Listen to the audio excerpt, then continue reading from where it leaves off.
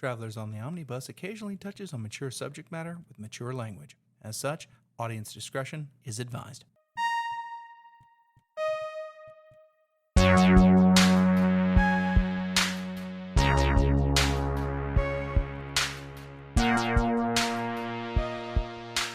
Welcome everyone to Travelers on the Omnibus, a field trip through nerd and pop culture. My name is James McCarthy.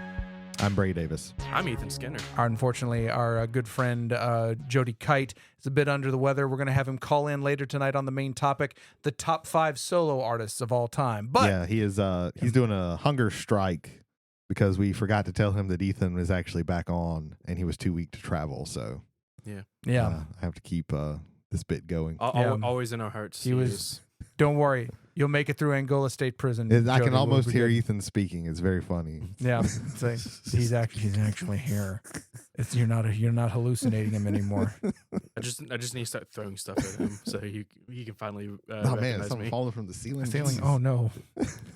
Like we said, checked out.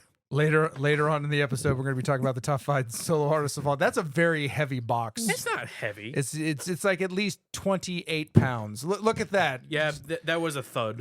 Boom! It just cracked the whole table in half, and we're good to go. We're now holding our mics, everyone. Yeah, there we go. Absolutely, it's really awkward. Yeah, Thank you, Ethan. Yeah, not only that, I'm holding the whole Roadcaster, and it's very hard to balance. Just kidding. It's very well designed.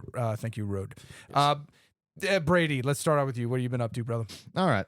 So because I am not a crazy person, for Black Friday, I shopped online. Got a few things that I am looking forward to. The big ones that I want to talk about are I discovered a website that that sells physical copies of indy-RPGs that I'm going to talk more about on the when we do the Omnis. Because I really do like this place. Shipping's a little bit much, but they had a really good sale, and I got a few things. I got both of the collected boxes for Mouse Ritter. I already told Ethan about this because I wanted to tell Bianca about it.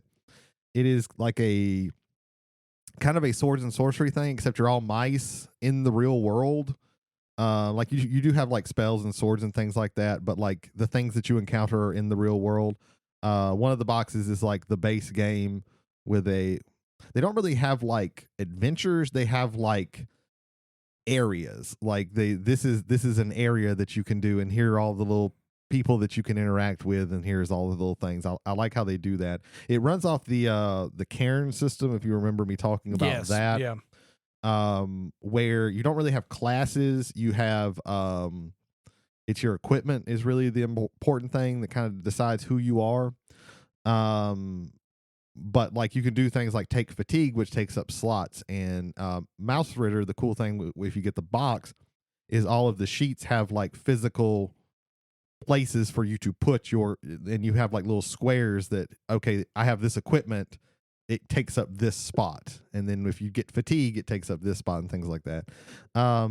And then the second box is actually kind of a it runs kind of like a hex crawl where it's the surrounding area of this like abandoned mansion.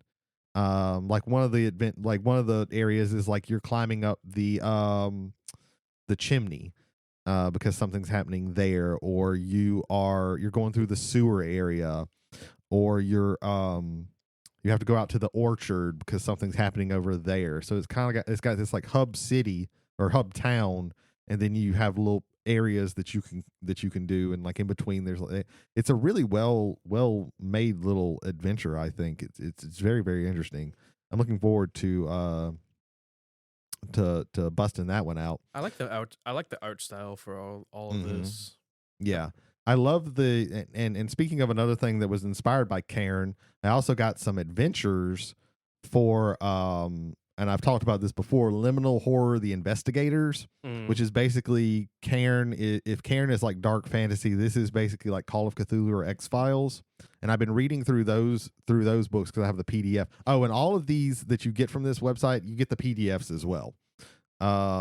So I've been looking through the stuff for Liminal Horror, because I definitely, one of the things that I do want to do next year is run one of the scenarios for liminal horror on here because I think it will be fun. But it's all about being exposed to the weird and the crazy and having that affect you and change you. Like the whole reason it's called liminal horror is because it's liminal spaces are spaces of transition, and this is all about your characters are the liminal in this, where they are in the process of transitioning because they are they're dealing and having and being exposed to these forces beyond their comprehension, and it's changing them somehow. And they add a lot of really interesting mechanics in that. Where normally, where in Cairn, you can take physical damage, and that hits your strength, and your strength almost kind of like, once you get to 0 strength, you die. But in liminal horror, you also have things that can make you take stress, and when your stress drops, you can take fallout, which is like you're affected by the weird and something bad happens, but you also get a little bit of good, like you're maybe one of your scores gets a little bit better, but you're what was another thing like. From now on, whenever you look in the mirror, you see things that aren't really there anymore. Like you see things in the mirror, and then you look around and it's not there, or sometimes your reflection moves. I am terrified. Yeah, there's a luminous crown that appears above your head, and only certain people can see it, but you can feel it the entire time and things like. So there's like a long list, and there's even like. Depending on what type of adventure you're doing, there's like a list of like, hey, in this adventure, because they've created a few of them, and there's actually a pretty good.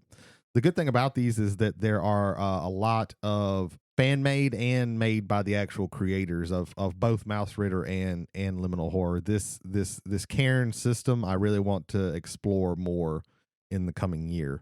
And then I also got one that is a really weird, that it's built as like science fantasy, and it's called Troika, and it's just weird. Like I've only looked at it a little bit, but like some of the classes are like insane. Like I'm like, what the hell is this?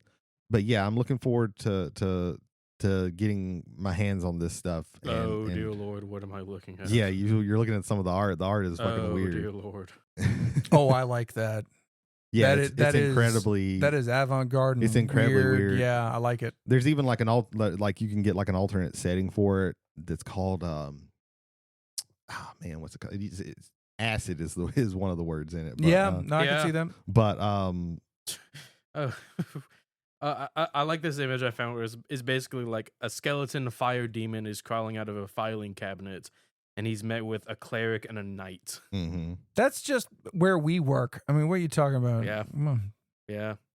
There's a lot of interesting things in that one that I'm looking that I'm. Oh my god! I found the illustration for the physical copy. Yeah, I'm getting the that's the hardcover. I'm getting the soft cover because it was like $10 cheaper. They call it Grounded Weird. Which is interesting. Yeah, this is the cover of the one. Yeah, that I'm I just saw it.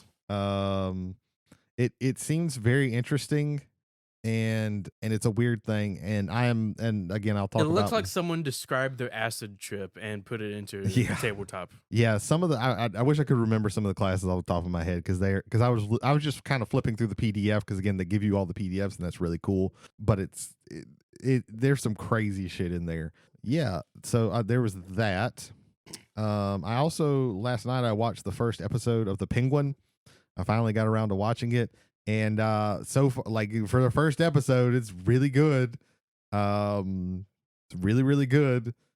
The big standout for me, of course, Colin Farrell is great, but the big standout for me is I never can remember if her name is Christy or Christiana. I think it's Christina Milioti. Mm-hmm. Yeah. She is great. Like she's great, and just her face, like because she's playing someone who's a little bit unhinged, and like just the way that her eyes can go like super wide, really really fits. And there's little. If you've ever read The Long Halloween and Dark Victory, there's some little really Dark Victory. The character's only in because she's playing Carmine Falcone's daughter, who only shows up in Dark Victory. So No, she was No, in, no, no, no, she no. was in She was in the Long Halloween. Yeah. I take that back. Yeah, I they take that bring back. her in to talk with Sal Maroney. Yeah. I forgot. It's been a little while, but one of the things I'm not gonna. That's a spoiler for Dark Victory, and I do not want to spoil that one. Yep. Because I really like it. But yeah, there's some little Easter eggs for that. That's really cool, and I like it when people call back to those books, because those are my favorite Batman stories, pretty much. It's really good so far. You know, I don't know how the other episodes are, but the first episode's really good. And then the last thing I want to talk about is actually a rewatch, because I'd watched a video about a certain movie, and I decided, hey, I'm gonna rewatch the entire trilogy, and this is the what is known as either the Dollars trilogy or the Man with No Name trilogy. Which is odd, because he has a name in every movie. Yeah. And those movies are A Fistful of Dollars, For a Few Dollars More, and The Good, the Bad, and the Ugly. I hadn't watched them in a very long time, and I was like, yeah, now's as good a time as any. So yeah, if you haven't watched these, they are the quintessential spaghetti western, which is an evolution of the western that became more violent and more gritty, because they were made by Italians who were, let's say, Not genetically designed to be enamored by the Wild West. yeah, this is true. That's a good point. But it's not what they were inspired by samurai films of the years prior. Of Akira Kurosawa and his like. There are others, but for right now I can't think of their names, and I apologize. But the director of the trilogy specifically being Sergio Leone, who is, like, when it comes to like the spaghetti westerns, which again they hate that term, but he's the top guy. Most of they're good. There are other good ones, but like the ones that he's done are top tier. Because you got the Dollars trilogy, you've got Once Upon a Time in the West, which is great. But yeah, Once Upon a Time in America. But Once Upon a Time in America. There was no. Once Upon a Time in the West, Duck You Sucker, or A Fistful of Dynamite, and then Once Upon a Time in America are his kind of Once Upon a Time trilogy, is what they call it.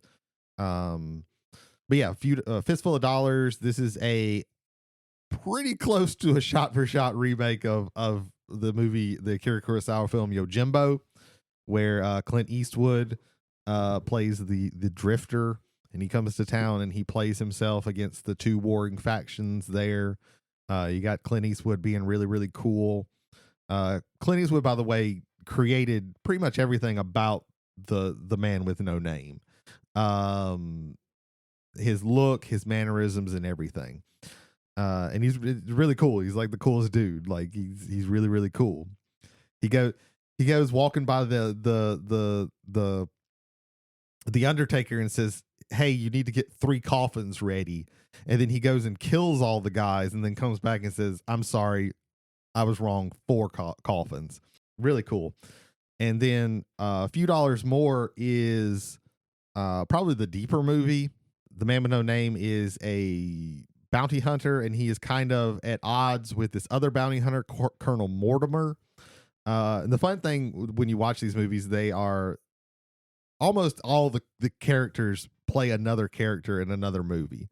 Like literally the bad guy in A Fistful of Dollars and For a Few Dollars More are the same person. They're played by the same person, but they're not the same person. But the play with him and with Clint Eastwood's character and Colonel Mortimer is really good, because they're kind of always one-upping each other and trying to get ahead of each other, but then they decide, hey, we need to work together, but then they're going to, screw over the other one as soon as they possibly can. And that's really cool. And then you've got, what a lot of people, and I think it's definitely up there, is the best Western of all time, and that's Good, the Bad, and the Ugly, where you have 3 people who keep running into each other, who are looking for a buried Confederate box of gold, because this one takes place during the Civil War, so it's actually a prequel to the other ones. A cool thing about this one is the man with no name actually slowly gets his outfit for the other two movies in this movie, so that's fun. You also meet the greatest character in any of these is Tuco, played by Eli Wallach. Yeah, who is an absolute scumbag, but he is a lovable scumbag. I love the scene where he's putting together his gun from like 5 different guns. I thought that my favorite scene in that is the guy thinks he's got the drop on him in the tub. Oh yeah, and he's sitting there and he's just like listening to the guy talk, and then he's got a gun underneath the tub, blows the guy away, and just looks at him and goes, "If you're gonna shoot, don't talk." Yeah, and just it's such a fantastic because he knows which graveyard. No, it is. he knows where it's Blondie buried. knows the name on the grave. Yes. And all the while, Angel Eyes, who's played by the incredible Lee Van Cleef, he's basically watching over them. Who was Colonel Mortimer in for a few dollars more. He was a good guy in the first, or a relatively good guy. Yeah, and it basically meets up with them at the very end in one of the most tense standoffs. Though afterwards you realize it isn't as tense as it should be, and I'll just leave it at that. Yeah, the all 3 of the movies like build tension phenomenally. Like you are on the edge of your seat quite often, and they just have these like and he almost goes overboard with this on Once Upon a Time in the West. But in this one, like there's just like you tighten up and you keep tightening up on, and you see their face, and then for the longest at the end, like all you're seeing is their eyes looking towards each other, and you're like, oh Jesus. But yeah, that was the number one thing that I got out of this rewatch, was that just they are the master class of tension building, and just every single time something is happening, you're just on the edge of your seat, like, oh my God, when is this tension going to release? It's so good, so good. I'm sorry, you were going to say something, Jay? Well, no, I was going to mention it works there. Like, I know what you mean with Once Upon a Time in the West, is because a lot of it just was like, hey, this worked before, let's do it again, because people, I think, are expecting it.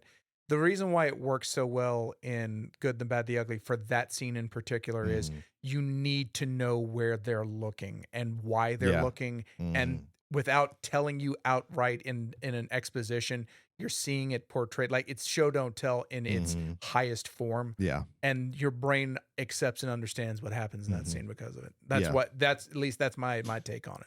And also the phenomenal music by Ennio Morricone. Who I found out did the music for The Thing.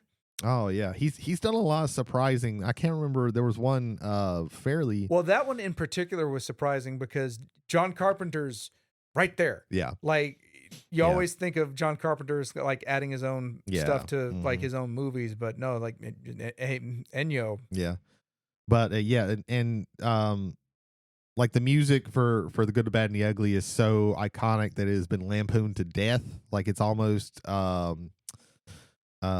it's been parodied so much, but it's still like really good. The Wawa chain of grocery / convenience stores uses that song. It has used that song best. It's wah wah wah. Yeah, I know. Yeah, it's been done to death, but it's still like really, really good. The what's it called? The Search for Gold, I believe is what it's called. When Tuco is looking for the grave, is just top notch. Yeah, the great movies. They're cool characters. I will say, if you have watched A Fistful of Dollars, go back and watch Yojimbo. Yojimbo is very, very good because you have what's it? Is it the main guy in Yojimbo? Toshiro Mifune. Yeah. I was getting him mixed up with somebody else, and I didn't want to say the wrong name. But yeah, he's great. He's the guy that's in all of Kurosawa's movies. Although funny enough, like Clint Eastwood, like he was only in those 3 movies. Like he never worked with Sergio Leone again, which is crazy. If you haven't seen the Dollars trilogy, watch Yojimbo. Just watch Yojimbo. Just carve some time out of your life and watch Yojimbo. Yeah. I guess I know I'm watching. They're both really good. Like they're very close together, but like it is a lot of the same things happen, but it is still different enough and interesting enough. Like Clint Eastwood, all the stuff with him is interesting enough that I think you can watch both of them and still enjoy them. I don't think that they lessen each other.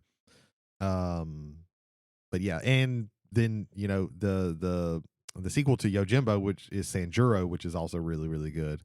And it doesn't have any connection to any, like, nobody ripped that one off. But yeah, that's what I've been doing. I think I've talked long enough. Excellent. Ethan, we have actually recorded a podcast since last time. Yes. But we went straight into the main topic there. Yes. So, what big things have happened for you, say, in the last 2 weeks? Yes. I got married. Yeah, I got married. You're married? Yes. Yep. What the hell? You were at my wedding. I was. Yes. He didn't see it because you put us towards the sun. We were staring at the sun. I was very hot and sweaty for the whole thing, but y'all got in and y'all got out, and I appreciate that. Short, simple, sweet. Yeah.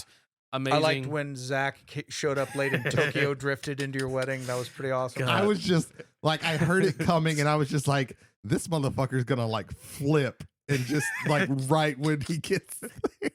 Like he's gonna see knowing Zach, that was a possibility. Like he's gonna like when he comes through that little grove area and actually sees everybody sitting there, he's gonna like hit the brakes or something and just like kind of flip. So I don't see this behind me. No. I'm listening to the preacher. I'm looking at you're Bianca. doing what you're supposed to do. Yeah. I hear that.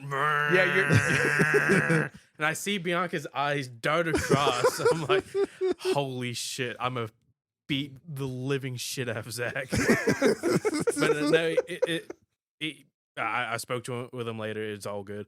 Yeah, wedding turned out perfect. Turned out amazing, beautifully. Yeah, it was good. It was good. I heard that some people had some complaints about the food that we had. I didn't love the chicken strips, but like they were fine with me. I'm more so talking about Fat Fabio that sat in my seat last week, yeah. a few weeks ago. Oh yeah, J to the T. Yes. Yeah. JT. I thought the food was good. JT, I'm coming for you. How dare you? On the day of my wedding. How dare you? Gonna make you fucking deal. But no, everything was amazing. Everything turned out beautifully. The charcuterie board that so much money was spent on was very nice. Yes. I tried to eat a decent amount from it because I knew how much it cost. It was a very good charcuterie board. Yeah. I had so much hummus. Yeah. I only had a little bit of 14 hummus. pounds of hummus. And yes, and I ate 12 pounds of it. Yeah. If this hummus cost hundreds of dollars, then I'm gonna eat $100 hummus. Oh yeah, the food was absolutely I can imagine. astronomically Yeah, expensive. I can imagine. Bianca's giving him notes off stage basically right now. Yeah. $3,000. Jesus Christ! But hey. Yeah, I would have been mad if the charcuterie board was separate. Hey, hang on. To be fair, we didn't pay for the food. Yeah. Oh, okay, well then, We yeah, did no, not. that's good. Yeah. Oh yeah, y'all don't go in debt for it. It's the parents that do. Oh yeah, the cakes also. The cakes was absolutely amazing. Yes. I had the strawberry cake. And it was delicious. I think I had just the regular cake. So Bianca, They gave me a weird cut. Like that's the only like the cake was nice, but they gave me somehow in a round cake they gave me an end piece. I don't know how they managed it. That's like I saw them cutting a certain way, and then they got to me and they cut a different way. That's why the food was $3,000. And it had end pieces, and it was way too much of the icing and the fondant. Like I couldn't eat it all, and I was like, Jesus Christ! It had CIA end pieces. It was great. So, they're just hidden in plain sight. Both cakes were amazing. However, Bianca is absolutely amazing, and she got me a dragon. She got me a dragon cake. Yes. She painted the dragon, sir. She got an unpainted green dragon mini, and she painted it, and it turns out really fucking good. Yeah. Damn. And the entire cake was Why are you surprised? Your wife's amazing. Yeah. I know dare that. you. I know my wife is amazing. There you go. No, she showed me. She at the get together the Thursday before she showed me the dragon. I was like, oh, that's fucking sweet. He's gonna love that. Yeah. I think somehow I missed that. I'm sorry. Yeah. Yeah. And she like decorated the top of it with like metal dice and everything. Yes, that's it was cool. great. That's really cool. And like the cake was decorated in like the form of like dragon scales on the side of it Yes. as well, and like the greens melding with the black, and it was really really good. Yeah, that's pretty cool. So from there, y'all just where did you honeymoon? We went to Orlando. Oh yeah. man. Have either of y'all taken that drive to Orlando before? I have done the drive to Tampa. Okay. And as a child, okay, yeah, that is very, very nice. That's I've cool. also I have done the drive, but I was a child then. Yeah. And then I immediately did the drive back because we were kicked out of Disney. I have been to Disney twice. One time was with the Science Club, which was the only reason that you joined the Science Club, was to take the yearly trip. Yeah. And then I went in 6th grade, so I don't remember anything about either of those. Allow me to the spark notes of the drive. Uh-huh. It is from here to Orlando. Uh-huh. It is basically it's 7.5, 8 hour drive. Yeah. Which honestly is not terrible. Yeah.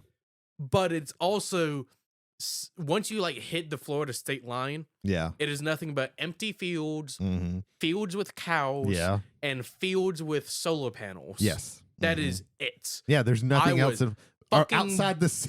I was bored out of my fucking mind. Outside on the that cities, drive. there's nothing else in Florida. Like, At least you had someone riding with you. Yes. yeah, I will again point out Absolutely, my yes. trip to Little Rock, where I drove it alone in winter at night that is. with plowed fields to the left of me and plowed fields to the right of me. Yeah. There was Yeah. nothing. I was driving in negative space. It was at least you had someone say, "Hey, are we there yet?" Like, you at least had that. I can't even do that because then I'm talking to ghosts. Yeah. And Tampa is actually an hour long. It's like a 9-hour drive. Oh no, we didn't go to Tampa. We went to Orlando. No, but I have gone but, to Tampa. But yeah, you so went to Tampa. But yes. yeah, there's a little bit more going on in Florida to keep you Mhm. awake and alert and knowing what's going on. Once we got into Orlando, we immediately went to the hotel. We actually got early check-in for a hotel room, so we were able to like bring everything up, ditch everything. It was like, yeah, Universal Studios, let's go. We went there. I would have passed out immediately. Yeah. No, I was just Well, like, we so- did it. Okay, so I'm being a little lenient. We left Sunday night and we stopped in Lake City for like to sleep for the night. Okay. At a motel, and then early Monday morning we left, got to Orlando about 11:30, checked into the hotel. Cool, Universal Studios. Here we go. We get there. Okay. We do the whole thing, like walk around, be in shock and awe of everything, take Uh-huh. pictures. I've been to Disney World, Uh-huh. and what I like about Universal more is you don't have to wait an hour and 30 minutes to take a picture with a named character. Mm. You will see, like, as soon as we walk through the gates, we made a left, and bam, there's Marilyn Monroe on Hollywood Boulevard. Oh, okay. Okay. Bianca takes a picture with her, They got and necromancy over there, I see. and then we go, and then we walk a little further, and then there's a restaurant, Mel's drive-through, where Marilyn Monroe is doing a performance act. Oh, okay. So we stopped there. Did you have, when you took a picture with Marilyn Monroe, did you have to keep your hands in your pockets? I took the picture. Bianca Oh, took the okay. picture with That's smart. That's very Yes. smart. her. See, you're learning. You're learning. But wait, walk a little further. We see the Mystery Inc. People: Freddy, Oh, Daphne, okay. Velma, Scooby, Shaggy, and then there's also Betty Boop and Beetlejuice, and they're just walking amok. You don't Uh-huh. have to. There's no line to take pictures with them, and if there is, it's like 2 minutes. Yeah. That's how it most. So again, what? Oh yeah. They also have the Grinch there. That line is 2.5 hours long. Okay. See, again, I went in 6th grade, so this is like in the late 90s.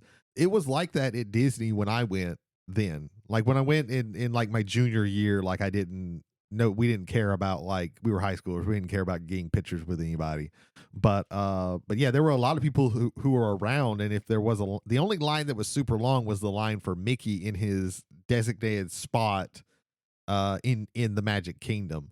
Oh, when we went to Disney when I was a kid, it was, an hour for my sister to take a picture with Ariel.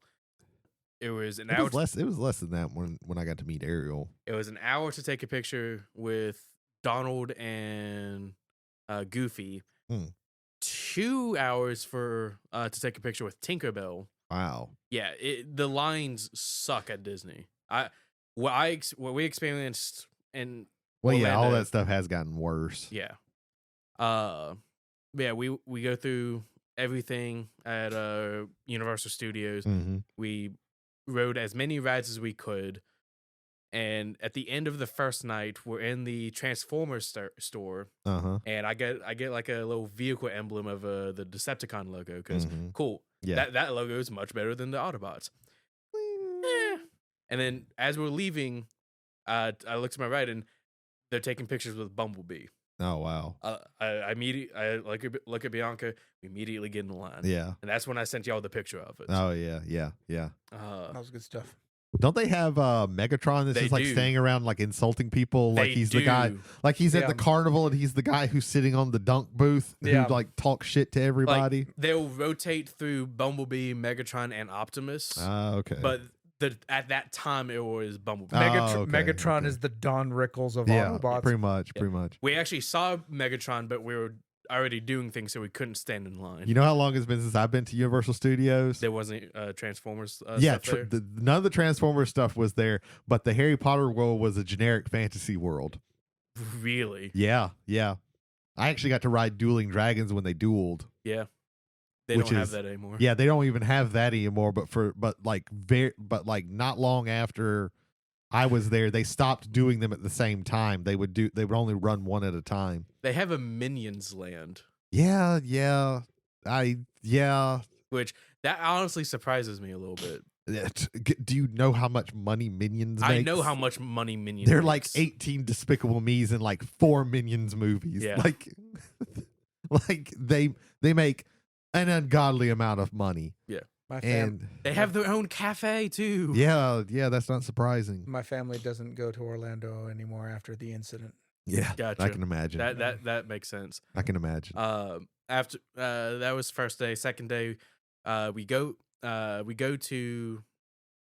back into Universal Studios because in Harry Potter Diagon Alley, there's a train you can take. You can take the Hogwarts Express to go immediately into Hogsmeade. That is in Island of Adventure. Yeah. So we take that. We go in there. We do a couple of the Harry Potter rides. Yeah. And we go into Jurassic Park. Yeah. Toon Lagoon. Yep. And the Marvel Island. And then there's the Seuss area. Seuss Landing. Yeah, that's where we saw the egregious wait time for the Grinch. Yeah. We ate at Wimpy's, which I'm proud of. Which I love. I love the Popeye cartoon. I love Wimpy. I ate a Wimpy's cheeseburger.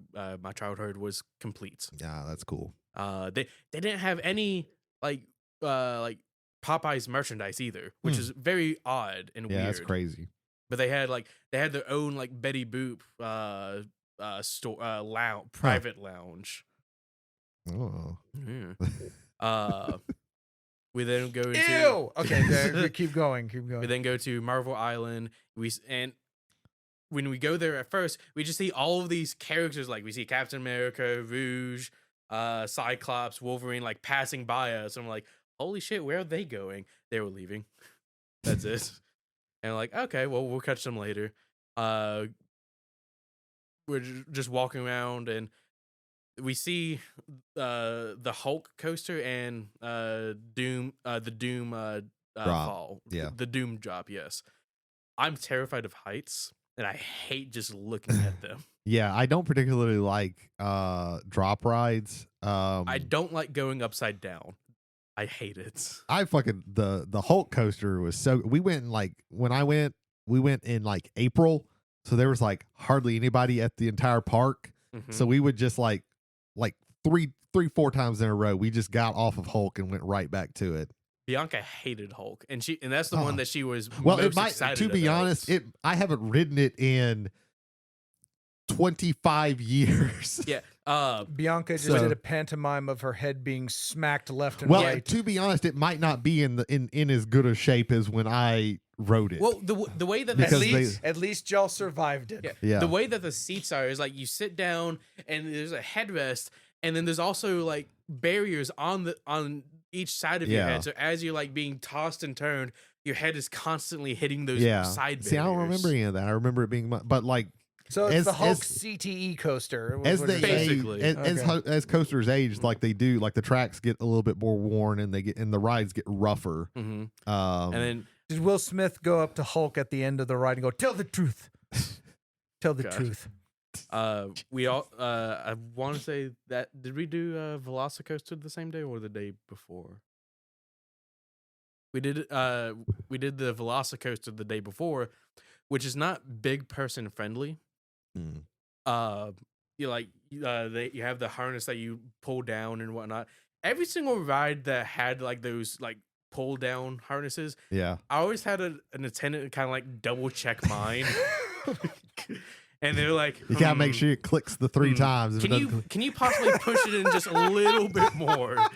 So let me tell you a story about because we went to Disney and Universal that day, Yeah. and I had one friend with us, who is about 4 inches taller than I am, and at that time was probably 250, 270, something like he was. I didn't know they made him taller than you. He is a big dude. Yeah. But he is also incredibly strong, and I know this because I had to guard him when we did basketball, and it was it sucked. It was like running up against a brick wall. Gotcha. So we're at Disney, and he gets on Space Mountain, Yeah. and he, to be honest, is too big for Space Mountain. I've been in Space But he is Mountain. also incredibly strong. So when the guy comes, so he just holds himself in place when the guy comes and checks. He holds the bar strong enough that the guy can't tell. So he did all of Space Mountain by holding on, and he didn't tell us this until we got off. We were like, "What the fuck, man?" I have to believe somewhere there is a piece of media called "Too Big for Space Mountain," and I'm scared as to what that media entails. Like, Oh my god, that's devotion. yeah. This is what happens. This is what happens when you're teenagers, when you're high schoolers, and you think you're invincible. I don't. Yeah. Motherfucker, I went to high school. I never felt that invincible. Fuck that. I felt very invincible. He was like, "I'm going on fucking Space Mountain. I don't Ain't nothing care. stopping Ain't me." Nothing stopping me." God. Dude held So- himself in place. But on the Velocicoaster, like there's like multiple inversions where you're Yeah. going upside down and turning. Yeah. I lift out of my seat like 3 times in that ride. But Ooh. the harness, the harnesses they had to double and triple check. Uh-huh. It's like, oh, the harness is good. No, my ass separated from that seat 3 times. You got some air time. I hated it, Oh, but I man. also loved it. Yeah, I love roller then- coasters. The last day, we're like, okay, we have 2 rides that we have not done yet. We're gonna do them. Let's go. We go to Doom Drop. Uh-huh. We're in the seats. I click down as far as I could. The attendant's going like, okay, you're good. Could you possibly go a little further? And I'm like, I'm telling you, this is as far as I can go. He's like, okay. We're gonna release all the seats on this row, and I want you to try one more time for me. Tell me you're fat without telling me you're fat. We got 4 express passes because we couldn't ride it because of me. Oh god. Oh, And ladies my and gentlemen, if you've never seen Ethan is not a super big guy. He's not obese. He's Like- he's like Campbell's chunky soup. I have some weight. I have some would weight. not. He's Campbell's chunky The soup, fact that you were but- telling me this, actually surprises me. I think it is funny, but also at the same time, I'm sad for myself. Yeah. And also, God, am I so glad I didn't get on that ride. I love you, B, but I'm terrified. I do. Yeah, that one like shoots you up and then like holds you and drops you or something. I refuse to go skydiving. Oh, fuck that. That is the closest that will ever get. And even then, I don't want to do it. I'm sorry, B. I love you, but no. I'm not even, have you like some of these theme parks will have like, you usually see them at like a Six Flags where it's the two long poles that go off in a V and then another one in the back where they pull you up and then drop you and let you swing. Fuck that. Hang on. Let me tell you about that.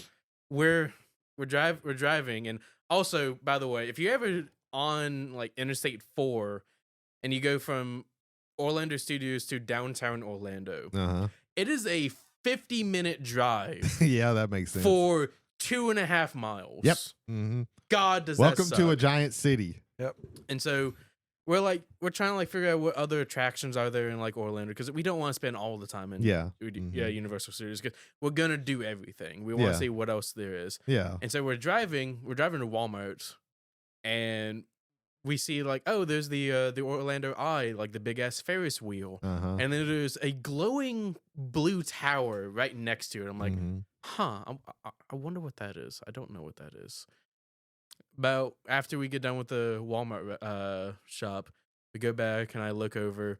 I see the Ferris wheel. It's going. I see the tower, and I see some things circling around it. It's the big ass like swing sets. Oh, that goes. I don't like, do those either. Like fucking 50 feet in the air, and you're just swinging across Orlando. I'm like, fuck that. I don't particularly like Ferris wheels. Like I can do a roller coaster all day, but like Ferris wheels and those swings and things like and that. They also had the upward slingshots. Yeah, no, fuck that. I'm not doing that either. Like those things I don't do. Who doesn't want to bungee jump in reverse? Yeah, yeah. God, I will watch those videos of people doing them all day because that's funny. And then you were thinking like, good God, that's not me. Yeah, hell no. I'm sorry, B, I love you, but no. I know you want to do them. No. We also went to Disney Springs, which is like like an outlet mall associated with Disney World and whatnot. We went to we had tacos from a food truck. We went to they were good. No, I don't. Food truck tacos are typically very good. It's just like we have a food truck that sells tacos nearby. It's no, these are Orlando tacos. Yeah, Orlando. Yeah. We went to they're Taco Orlando's. What's the bakery we went to? Gideon's Bakery. Okay.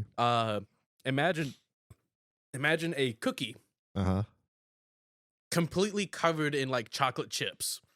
And on the inside of the cookie, more chocolate chips. It is more chocolate chip than cookie. But it is also really fucking good. Yeah, that's too much chocolate chips for me. Okay, now also imagine the same cookie and the same amount of chocolate chips, but it's instead peanut butter chips. See, I like that even less. I don't like peanut butter in my cookies. I would love to give that to someone with a nut allergy. Oh, you remember how we made those cookies that one time? Is those cookies? Those cookies were inspired by this bake shop. So y'all had the original article then. Yes. Okay. Which they're still really good. I just don't like an abundance of chocolate chips. Each cookie is half a pound. Jesus Christ. Okay. We went to. That's why they didn't let you on. If you hadn't eaten that cookie, they would have let you on the coaster. I'm just saying. God, that set it off. Yeah, that's the way it is. We went to the Coca-Cola store. Okay. They actually had like a tasting bar on the top on the roof. Did they have Beverly? They did not have Beverly. Oh. And you got to go to Atlanta for that. The World of Coke. Yeah, we went to that. I remember that. We went to the M&M store. Okay. And we looked at all the Skittles they had. Oh, okay. What? Yeah, they have this like in the far back wall. They have this wall of just M&Ms that you could like like. Did they call them vegan M&Ms? It's like you have your milk chocolate, your dark chocolates, your M&Ms with nuts, and then you have your flavored M&Ms. It'd be funny if it was just and then red M&Ms. Green. They're all the same M&Ms. It's all the same M&Ms. It's just fucking. And then they're also color sorted. Also, oh Jesus. And then there's 2 tubes, and these are like roof to floor long tubes. 2 tubes are just Skittles. The regular Skittles or other kinds of Skittles? Regular Skittles. Yeah. No sours. No tropicals. Bianca, I like the mixed berry Skittles. Mixed berry's Those pretty are good, too. Bianca's those are the pulling best. up a video. I'm a big fan of the classic Skittle. I like to take orange Skittles, Reese's Pieces, and M&Ms and just mix them in a bowl and make people fucking deal. Yeah, that's fucked up. I have been sent to counseling for that. Jesus, that's a lot. We're observing the That photo is evidence. a lot. The That is video so evidence. many. That is so many M&Ms. There's so many M&Ms there that they're called Slim Shady. Like that's how much M&M is there. Oh my god. We then on the last night we spent the rest of our food card and plus some of our personal money on a restaurant called Toothsome Toothsome Chocolate Emporium. Okay. And it is really fucking good. Like they find some way to incorporate some amount of chocolate in every single dish. Okay. Bianca got the New York strip with what'd you get? You got something. What did you get? And then she'll tell us what she got. I got braised short ribs. Okay. With over cheddar grits and asparagus. Oh, very nice. No, I got with potatoes. She got the New York strip with potatoes and roasted potatoes. Okay. With That's potatoes and roasted potatoes? What? You mean asparagus and roasted potatoes? Or? Asparagus and roasted potatoes. Okay. Okay. I was. It's like there was. Yeah. She got the potatoes and also the potatoes. Somewhere also, one of us had carrots. I don't remember which, but the food was really fucking good. I had the carrots. Okay. Everything was like amazing. We also got some truffles, some macarons. Is it possible you don't remember any of this because of the diabetic coma from all the M&Ms and the chocolate chips reason why and the chocolate on? And what the hell, man? It might be the reason why I couldn't get on the Doom ride. Yeah. Well, I noticed that you walked in here with a fake foot on, so you know. Did they not let you into the Doom ride because your name is secretly Reed Richards? Oh, wow. Oh, that's pretty good. Okay, so New York strip with béarnaise sauce over it, and then it was potatoes, asparagus, and what else? And grilled onions. That's fantastic. Fried onions. Fried onions, even better. Okay. And then during the trip, there was the Wicked movie that came out that Friday. We got an early access viewing of it that Wednesday. And I will say, I knew nothing about it. But it is probably one of my favorite movies of the year. Okay. I've heard good things about it. Maybe showing up later this year on the Omnis. Maybe. Cynthia Erivo, who played Elphaba, really fucking good. She's a great actress. Yeah. I liked Ariana Grande's performance of Glinda. Yeah. I think the way she acted was really good, portraying the character. I didn't know Peter Dinklage was the goat. I didn't know that. Oh, okay. Yeah, Peter Dinklage is the goat. Greatest of all time. And literally. Yeah. You also have Jeff Goldblum as the wizard. So I watched I just watched a little clip where they were interviewed, like it was for a red carpet event for Wicked. It was some premiere, and all of the people were there. So they were asking them, like, what are your top 4 movies I or saw something this. like that. And Jeff Goldblum was like, well, I'm in Wicked, so Wicked's one of them. There you go. It was, like everyone was giving like really thoughtful answers and everything. He's like, oh, this is a really good, okay, I like this. Jeff and this. knows the assignment. And he was like, oh, Wicked's one because that's what we're doing right now. So that's what I'm going he's like, I'm also in this one, so that one's also my I'm favorite. in this other movie. That's so good. I like that. Thank you, Jeff Goldblum. We love you. But yeah, it looks good. It looks like a good movie. Erivo singing Defying Gravity. Really fucking good. She's a good singer. She's a really good singer. I loved that. I didn't know that song came from that play. Yeah. And I'm like, oh, that's a very nice and pleasant surprise, which I very much enjoyed. And I was watching some like behind the scenes, like the original person who played the Wicked Witch in the play is the voice of Frozen, Elsa. Oh, And Idina Menzel. and she sings, and she's the singer. She actually does the singing for Let It Go. Yeah. Bianca wanted me to mention Jonathan Bailey playing Fiyero was perfect. Okay. He's one of the people that plays in Bridgerton. Then she's obsessed with Bridgerton. Okay. There's footage of like them shooting the movie, and Cynthia Erivo is like hooked up to this harness, and as she's like flying through the air, she's also singing. And she does all of the stunts. Yeah. She doesn't have a body double, and so she's doing all this while also singing the songs. Wow. And so I have to give her props for all of that. Yeah, like I said, she's a really good actress. She's really good in what's that? The Outsider. It's like the Stephen King. It's like a show based on Stephen King. I didn't like where that show went, but she's really good in it. And she's also in Harriet. Also, I haven't watched that one. She's also in Bad Times at the El Royale, which I liked the movie. She was really good in it. That's a great ensemble. Yeah. Like it's her, Dakota Johnson. Yeah, Jeff Bridges. Jeff Bridges in there. It falls apart at the end, but I think it's worth watching. Chris Hemsworth. Yeah, the movie was fantastic. I loved it. I've heard nothing but good things about it. Probably could be on my list of movie of the year, maybe. But everything with Orlando was perfect, and I loved it. Well, that's great. That's how it should be. Absolutely. Glad to hear that. Good stuff, man. And while we've been back, I've been watching a TV show that we mentioned on a previous episode. I've started watching Heroes on Amazon Prime. Oh, wow.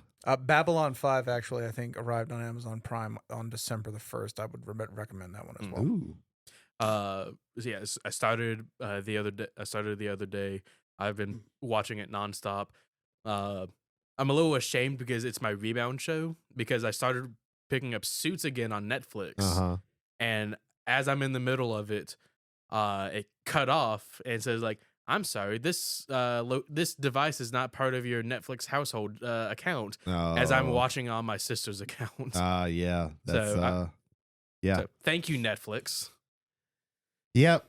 That's what they do nowadays. But I'm enjoying Heroes. That's good. I enjoy watching it again. I've at least heard that the first season is like phenomenal. I think it supposedly goes downhill a little bit, but I think it's got like dips and curves. So hopefully you find it very, very good. But I know the first season is universally regarded as like really, really good. Yeah, I'm enjoying all of it so far. And that's been me. All right. Jay. All right. I'm going to shoot through mine really, really quick here. So first thing, me and my buddy John Sheldon, we finished the Rise of the Red Skull campaign last night in Marvel Champions. That was pretty fun. Red Skull was a lot of fun. I love the every turn we got a new side scheme that we've got to handle with the consequences of. Yeah. And I think that that puts a lot of tension in the game without a lot of stress, because it's not so much a matter of what's coming up next. You know what's coming up next. It's a side scheme. And just, do we have the thwart necessary to basically keep that down and also hammer down the main scheme while we're fighting the Red Skull? Yeah, he can be very brutal if you throw in some modules that are very heavy with side schemes or have like really strong side schemes, because you know they're gonna come out. Like, I've been running Doctor Strange through it. I couldn't run comfortably my Jubilee deck because it relies on a lot of side schemes, side schemes, and those add to it as well. So it can get kind of brutal there. But we got through that. It was a lot of fun. We managed to defeat him. I was really happy with the way that thing kind of progressed, and it felt like a proper campaign where things that happened in session 1 are coming back to you in the last session. I think they wove that together very well. I think it was a very solid product from Fantasy Flight, just on the Nemesis side of things. I think they did a really good job there. Second thing is I had played it in the beta very briefly, but I'm excited that Marvel Rivals comes out effectively in about 3 hours. I've already got it preloaded on Steam, and as soon as it's available, I'm going to do that. I think it's coming out, starting out with 33 unique heroes, and it's basically Overwatch but with the Marvel skin on it. And I really like the way they've approached the the whole the game design of it. And I just can't wait to kind of dig in and get everybody to get involved with everybody on there. Third thing that I remembered, so my Black Friday purchase was Arcs along with its campaign setting, which the box for the campaign is $40 more and almost 3 times the size of the regular box, which was insane. Playing that tomorrow. We're going to be playing Arcs at the shop.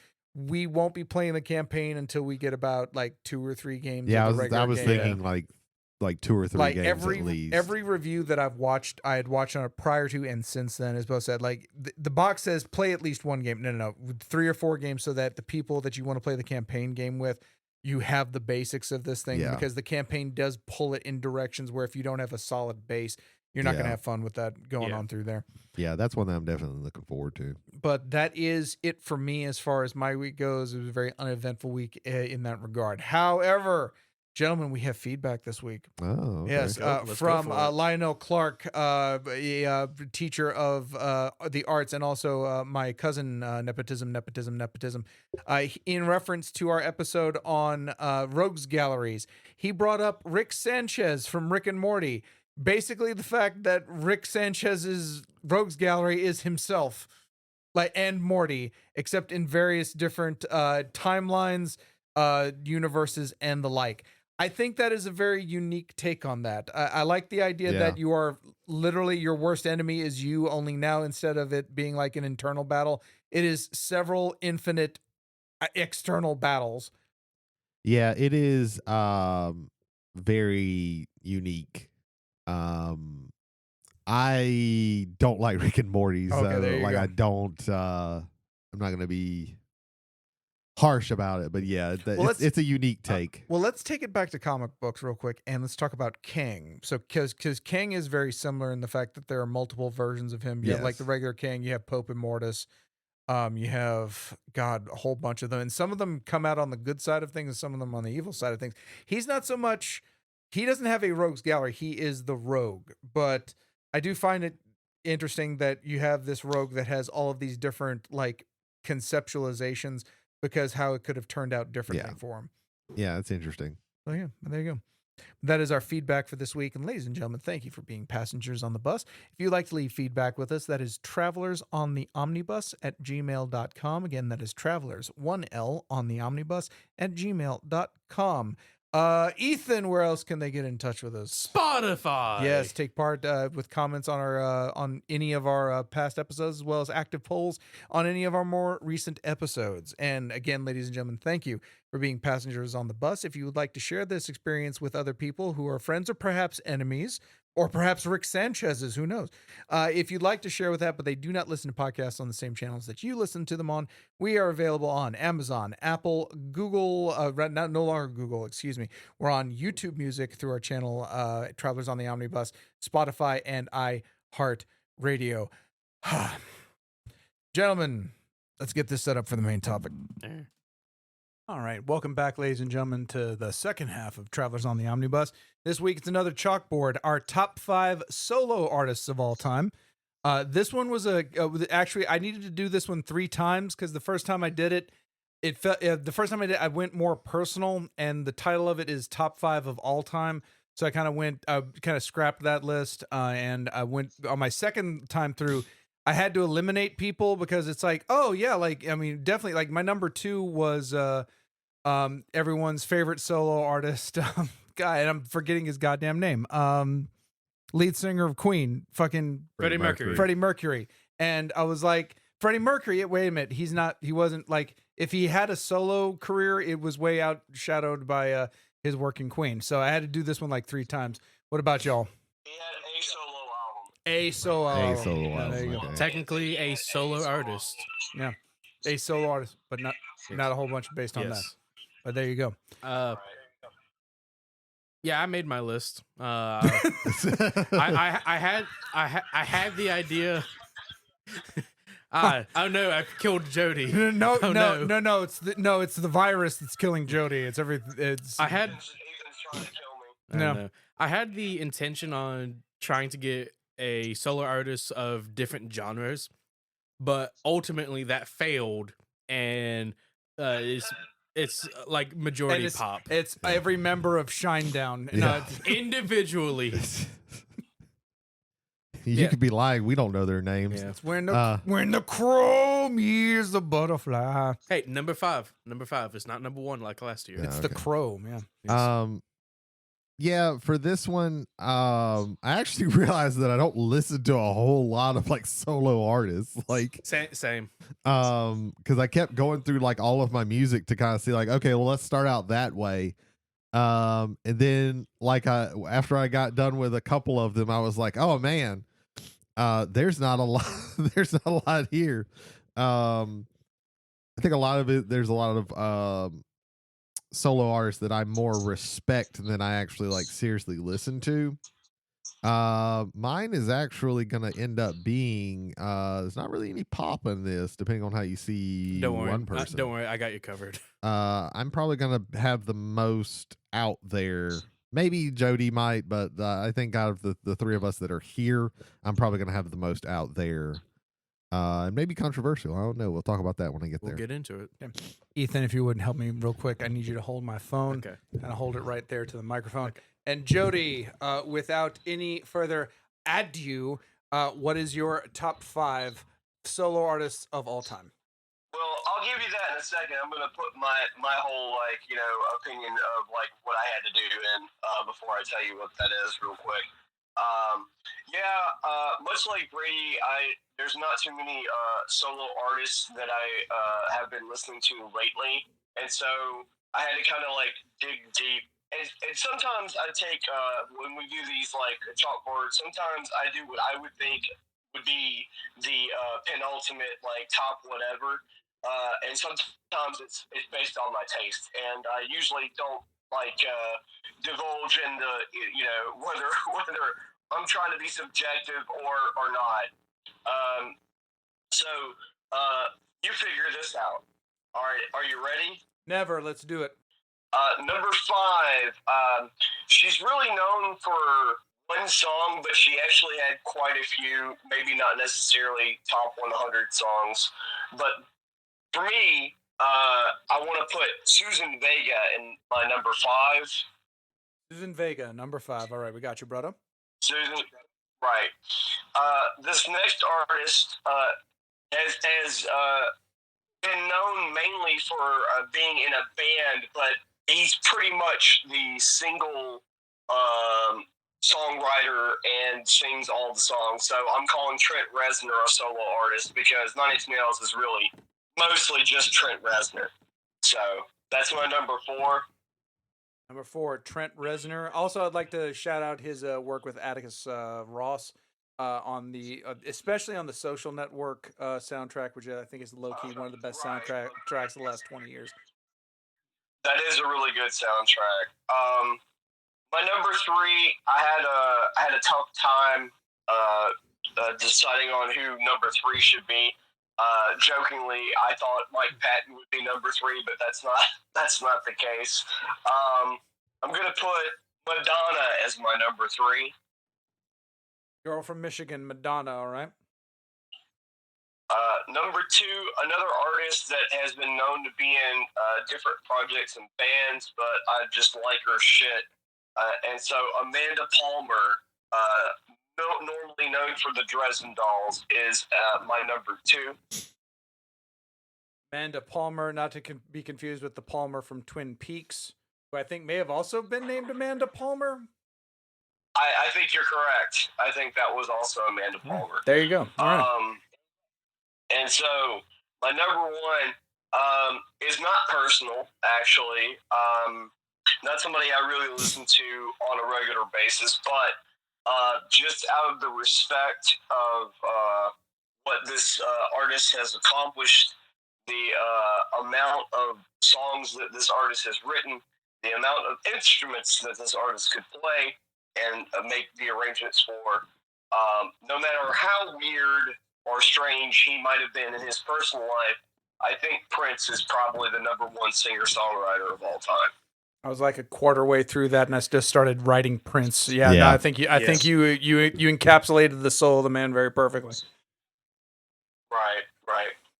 Well, I'm gonna leave you now. I'm feeling better, but my voice is still kind of shoddy.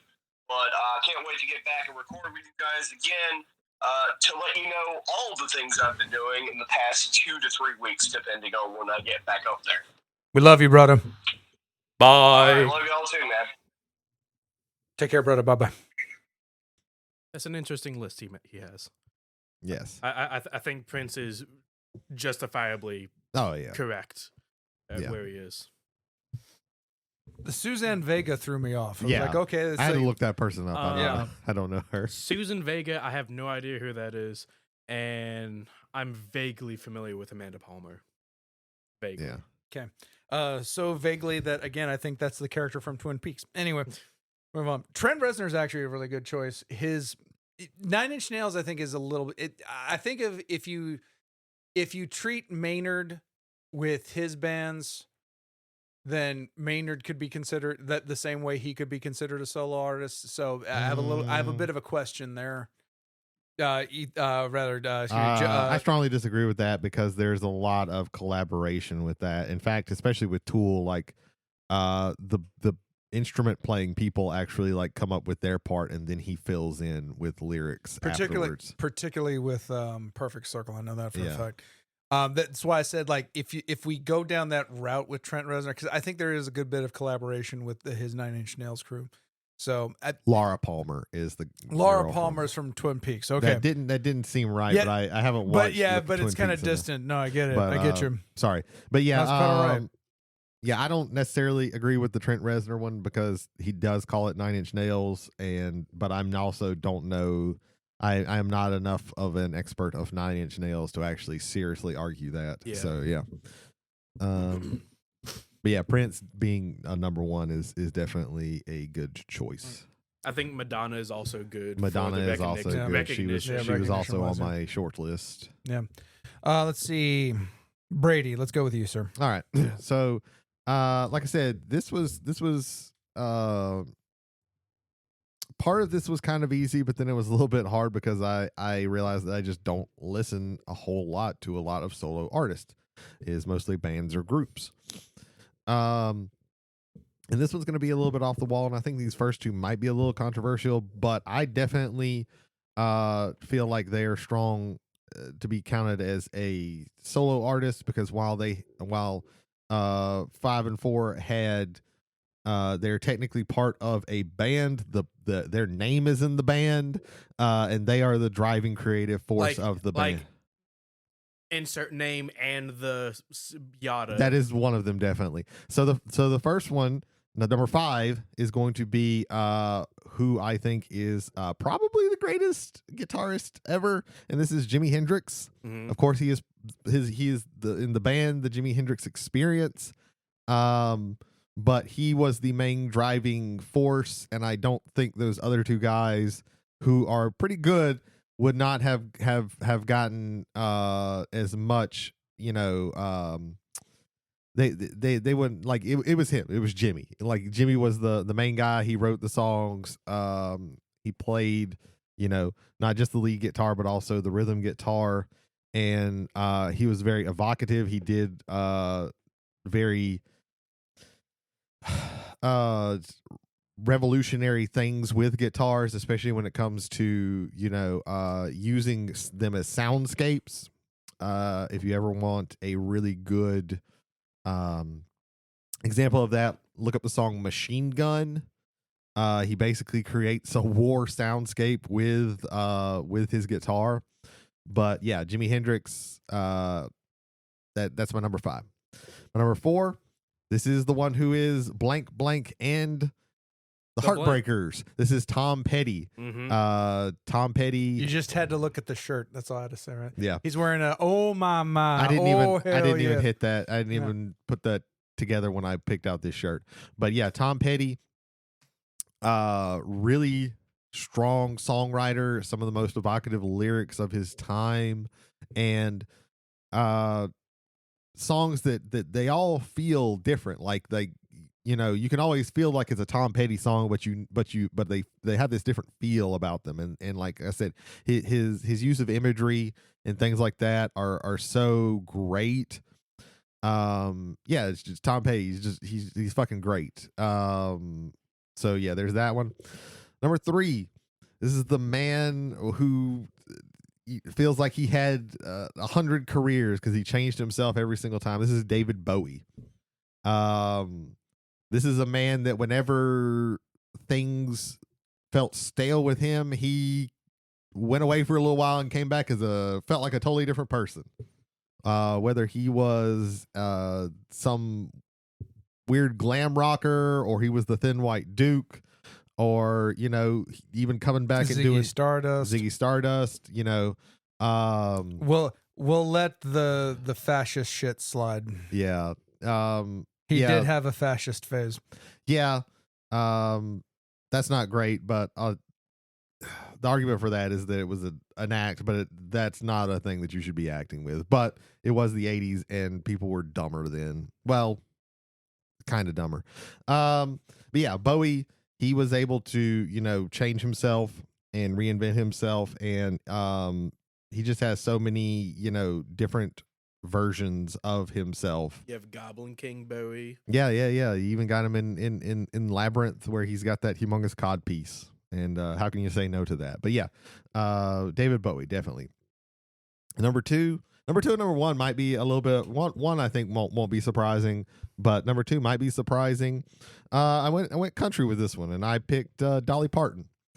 Dolly Parton is one of the greatest songwriters of really all time. Like, the woman wrote Jolene and I Will Always Love You in the same night. Like, yeah, Jesus Christ. And someone who was on my short list, made I Will Always Love You, the more well-known song than it was under her, but still. Speaking of the late Whitney Houston. Yeah, Whitney Houston. But yeah, Dolly Parton is great. She does country, but you don't always feel like, oh, this is just like country. Like, you feel like, oh, this is like, listen to 9 to 5. Like, that's a cool song. That's a cool song. Like, the whole message of the song is cool. Jolene, I think, is one, like, both Jolene and I Will Always Love You, I think, are one of the best songs ever written. Jolene is such an interesting song because you've never gotten a song that a woman sang, and it wasn't about the man, it was about the woman. And it was also like, it's such an interesting song to think about. And if you want something interesting, look up the slowed down version of that, the 33 BPM of that. And then there's a version that's 33 BPM, but then they pitch corrected her voice back up. Both of those are very interesting. So yeah, that's number 2. And my number 1 is probably the solo artist that I have the most music on my phone. That I listen to, not as much as I used to, but I definitely listen to this guy a lot. And this is the late great, the Man in Black, Johnny Cash. Yeah, Johnny Cash is great. All of his songs are just so interesting. The stories that they tell, whether it's about being in prison. The actual song "The Man in Black" is very interesting because it talks about the reason that he wears black and it being a remembrance, trying to be a person representing all those people who are forgotten. Yeah, and then even his later period where he between doing these excellent covers of things like Hurt and Rusty Cage, and then his other, what was it, the American Verses, is that the name of those later albums? It was American something. Maybe American Hymns, I don't know. But like all throughout his career, he just did like very interesting things. Some of it would be like old folk songs, and some would be just interesting songs that told interesting stories. So yeah, that's my top 5. All right. Let's see. Ethan, let's get yours in there. All right, we're getting mine. Okay. Yes. So, like I said, I initially wanted to go into this with finding multiple genres that I enjoy as solo artists. However, a lot of my favorite music is group bands like you got your Foo Fighters, you got your Shinedown. I know you hate it. Yeah. You have your comedy bands like Tenacious D, NSP, and so it's really hard to find for me like solo artists across multiple genres that I enjoy. And so I made my list to the best of my abilities. Number 5 is going to be a respectable pick, not only for the person but also for my lovely wife. I'm going to go with Taylor Swift for number 5. Do I enjoy her music? Occasionally. She's right there. I know. She's right. She is a knife throw away from you. I was about to say, oh man, look at you getting brownie points, and then you just blew it all away. But the influence that she has on everyone that loves and adores her is astronomical. Yeah, she makes good music. She has a large name for herself, so I respect Taylor Swift for who she is. She's a strong lyricist, Yes. I think. I think she does. She makes music amazing. She was a strong lyricist before she was an adult. Yeah. That is impressive. Yeah. Yes. Yeah, there's a few there's a few lines from a couple of her songs that I think about all the time, to be honest. Like and I don't love like everything that she does, but like when I hear her song, I'm like, oh, that's pretty good. You know, I'm not gonna listen to that all the time, but yeah. That's good. And the car ride to Orlando, car ride back, multiple trips going just to D'Iberville and back. Bianca's always playing Taylor Swift. I'm like, yeah. I don't entirely hate this. I enjoy this. Yeah. Keep looking back at her to make sure the knife is still not out. There you go. I love you. There you go. My number 4 is probably going to anger someone because of how low it is. Bianca, hand the knife off to Brady. I feel this is like a Brady preemptive. I'm just saying. Let's see what happens. I'm going to put Michael Jackson. Michael At Jackson. number 4. Michael Jackson. I enjoy his music. I love it. Astounding music videos that he has. The sheer charisma that he has when he performed live, making people faint in the crowd just by popping out. It is absolutely immersive and amazing. I love it. My number 3, and this is going to be like a not a most recent artist, but a recent discovery of for me. It's gonna be Bruno Mars. Okay. He had a couple singles with I want to say it was either Lady Gaga or Beyonce. He did the single with that for like a Christmas single that's been like in my head like rent free, and I absolutely love it. And I just kind of like went down this rabbit hole of listening to his like earlier albums, Runaway Baby, the other one I can't remember off the top of my head, but it's like very catchy, very I will always find myself like nodding my head, moving my feet a little to it. So yeah, Bruno Mars is going to be my number 3. My number 2 is going to be The Weeknd. Okay. I partially hate and love Jay for having me listen to The Weeknd. Everything from After Hours to Starboy. Is it Don FM? Don FM. Yeah. And even Beauty Behind the Madness. Love every single thing of it. His live concerts, his Super Bowl performance, everything is just amazing.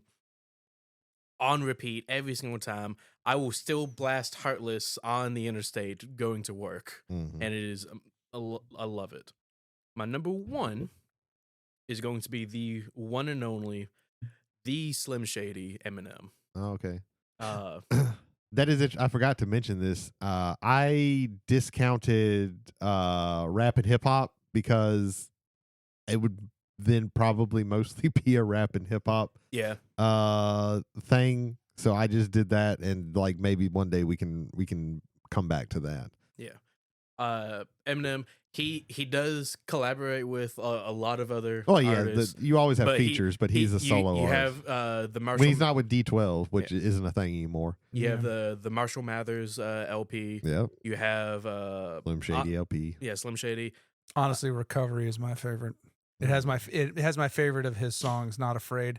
Like when I'm starting a gym workout, that's the first thing. Like I'm on that treadmill. I'm like, Recovery was a lot better than the album that came before. Relapse. That. Relapse was Relapse. Man. Yeah. Relapse had a Cinderella Man on it, didn't it? No. I think Recovery had Cinderella Man. Okay. He even stated he mentions it in the song.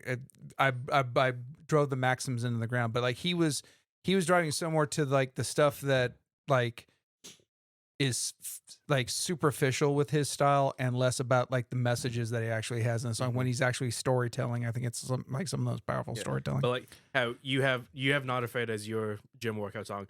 Cinderella Man is mine. Okay. And it like the energy, the pumping of the music, Survival is also one of them. His mother recently passed. Yeah, like a couple of days ago. I saw that. Yeah, Eminem is my number one. Okay. Well, my list is going to be awkward. So Okay. All right. So he has someone from all of our lists. Yeah. So my number 5 is Eminem. Okay. There we go. Yeah, like real quick, just some honorable mentions. My favorite artist of all time, Meatloaf, is not going to be on the list. Prince also was very close to being on the list. In fact, in the second list, I think he was up in this spot. But yeah, I had looked at my list and like I don't have any like rap, hip hop, R&B. And then I ended up getting some R&B along with that, but we'll get to that here in a second. But as far as just for better or for worse, and so I was looking for an artist that kind of stood out to me by himself, and that was Eminem. But yeah, Slim Shady LP, Marshall Mathers LP, Recovery again being one of my favorite albums. The fact that he still has the respect of if you come after him, he will make you pay for it. Just an absolute tremendous artist, functioning in a field that he is just you classically would not just have him in there. My number 4 is The Weeknd. Of the people on my list, he is the one that I still think has the most in front of him as opposed to behind him. That's going to be a very controversial statement with my number 2, and I'll just leave it at that. But yeah, no, I don't get through the pandemic without After Hours. After Hours is one of the best albums of the last 30 years, in my opinion. And it was just absolutely everything on point. He has a style that to me is timeless. When I initially heard Blinding Lights, I thought, this is an 80s song I've never heard. Like, I thought this thing came from the 80s. No. And then the more you listen to it, like the lyrics he's getting, there's a modern sensibility to that. And then he follows it up with Dawn FM. Prior to that, he had Starboy. Yeah, just a fantastic artist. His concert that is available, I think, on Max, with that he did at the not the LA Forum, but the new LA Stadium that they have over there. That's one of like the coolest looking like concert stages I've ever seen in a while, and he just knocks it out of the park. My number 3 is Michael Jackson. So Michael Jackson, King of Pop. This is a lot of my list was based on longevity and is based off of era of music, and he goes all the way back to the Motown era, all the way into his area, and to me, to this day, with people like The Weeknd, like Bruno Mars and things like that, influences artists that are producing music today, as far as his style, as far as his vocals, as far as the music that's backing him. He was the king of pop. He was like, the ultimate entertainment star of his era. There is no questioning that. So for me, for the longevity of that, and just if you can't name 5 Michael Jackson songs, like just real quick, just from one album, Want to Be Starting Something, Billie Jean, Thriller, PYT, and Beat It. That's just one album, and it goes on for albums out. Bad, Dangerous, the History Part 1 with Scream, which is honestly low-key probably was my favorite song of his, even though that is a duet with his sister Janet. But yeah, Michael Jackson for me, like one of the all-time greats at number 3. Number 2 is the only artist, in my opinion, that has surpassed Michael Jackson as far as entertainment value and entertainment power, and that is Taylor Swift. She has proven over the last 3 years that if you are smart enough, if you are confident enough, and you are strong enough, you can reclaim your own musical catalog and make it your own for you and to be owned by no one but you. You can have one of the biggest tours of all time, if not the biggest tours of all time, on multiple continents across the entirety of this earth. She has done an exceptional job at being at the forefront and the pulse of popular music. Hands down. The first list of this had Beyonce on this list and did not have her on it. The more I thought about Taylor Swift, particularly in these last 3 years, the more it's like, okay, she rose above that, and that's why she is on my list and as high as number 2, because she now is in the spot Michael had, in the fact that she is the biggest star in the world. My number 1 was the first one to do that, and he came from Tupelo, Mississippi.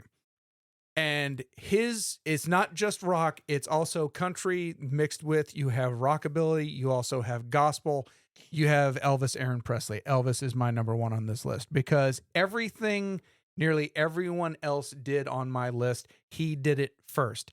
Did he do it the best? Arguably, no. I think she has something to say about that. He has something. Basically, every one of us has something to say about it after.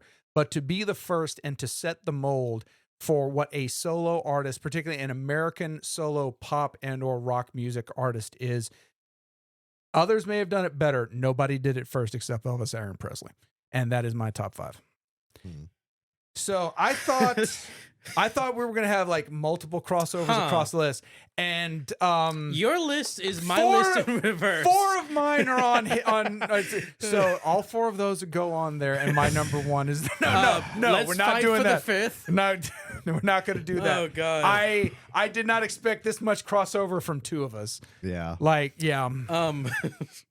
Also, short list for me. Elton John was also going to be a short list. Elton John was on the short and list. Elvis was on mine. Yeah. Stevie Wonder. Songs in the Key of Life. Yeah, Beyonce is definitely up there. I didn't think of Beyonce at first, but now that we're speaking, yeah. Bob Dylan, but I feel like Bob Dylan is better at writing songs than he is an actual performer artist. You mentioned Jimmy.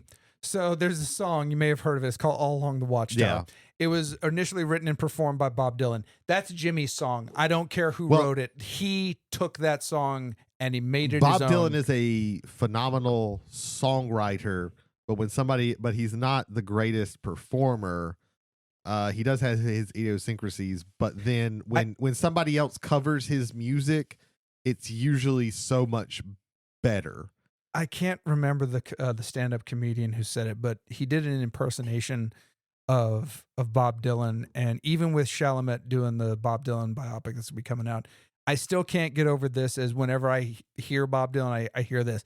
Here we go down, Lisa Beams. He's always forcing, he always has the harmonica in his mouth, but it's not always there, but he's forcing it out like it is. Yeah. It's a weird and strange voice, but yeah, he's another one. I think he was never on my list, but yeah, probably in the shadows of penumbras, he was in my mind. Yeah, he's up there with when it comes to what's the word? I don't know. I can't think of the word, but yeah, people getting stuff from him is he's definitely up there, very, very high. If we were just doing straight up songwriters, he would definitely be number 1. Oh, Elton John would have been near the top of my list. He would be there. James woke down this morning, done rode you this. James Taylor. Taylor would have been on there for me. There's so many things. I think if we did songwriters, I think I would put Taylor probably at my number 2. For me, the fact that she was a teenager and was writing songs that to me still have some kind of universal heft to them. If you're a teenage girl, but for a lot of her audience, that's who you're listening. That's who's listening to you. Not saying that to diminish that in any way. I think everybody should have someone who is a champion voice to speaking about the things that you are going through. Mm-hmm. So I'm 100% behind that. But okay. So here's the thing, Jimmy. I have the bullet. Oh yeah, you would have the bullet. I have the bullet. However, I'm going to forfeit my bullet and give it to Brady. Oh well, okay, there you go. Because of what we have in front of us. I think it is only fair to give it to Brady. Fair. That's fair. Holy hell. Oh man. Like, do you want to use it now, or do you want to talk a little bit more? I will say the only complaint I have about this is I wish Johnny Cash only had one name we could put. So all of our top number ones is like Elvis, Prince, Eminem. If you say Cash, like people know who you're talking about. But if you say the Man in Black, there's one person. So I'm gonna talk this out because my gut is to do a Legend of Zelda level knockout because I'm not going to do it because I don't think that that's fair. It's funny, but it's not fair. So my opinion is that while Michael Jackson is a great performer and he revolutionized, no, I'm not doing it. And he revolutionized music videos is the main thing that I believe he revolutionized. Though I have to ask, you want to be starting something? But I have the power, and that means you have to listen to my rant. Okay, that's fair. That's fair. Oh no, he's monologuing. Yeah, I'm monologuing. Quick, get Mrs. Incredible. And I love his music. I love a lot of his music, but I think a lot of it is also overrated. When it comes down to like the Prince versus Michael Jackson, I go with Prince all the time. He just didn't have the marketing, I think, behind him because he didn't care about the marketing as much.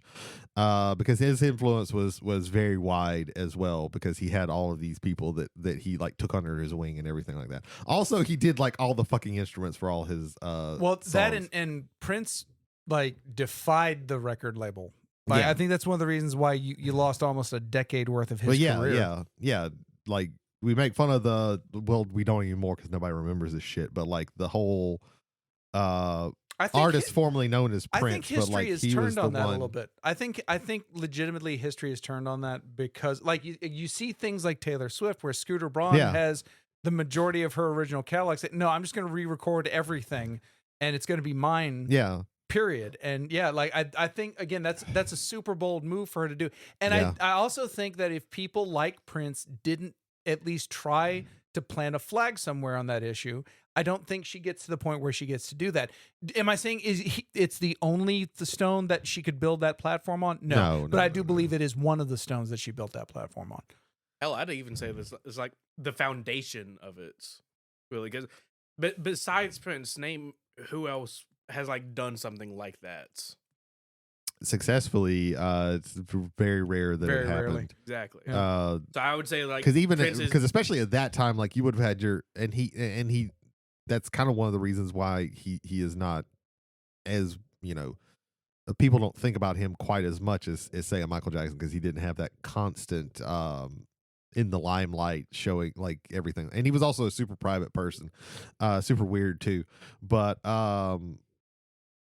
yeah, I mean, I'm not going to do that because I don't think that is fair because I think that I am in the minority when it comes to that. Even when it comes, I think even if Jody was here, he would probably say the same thing, even though he put Prince and not Michael Jackson. But I don't know. I'm going to hold it. Maybe but also the Legend of Zelda reference you just made, he's the one who did it. This is true. Yeah. This is true. He also did that because it was funny.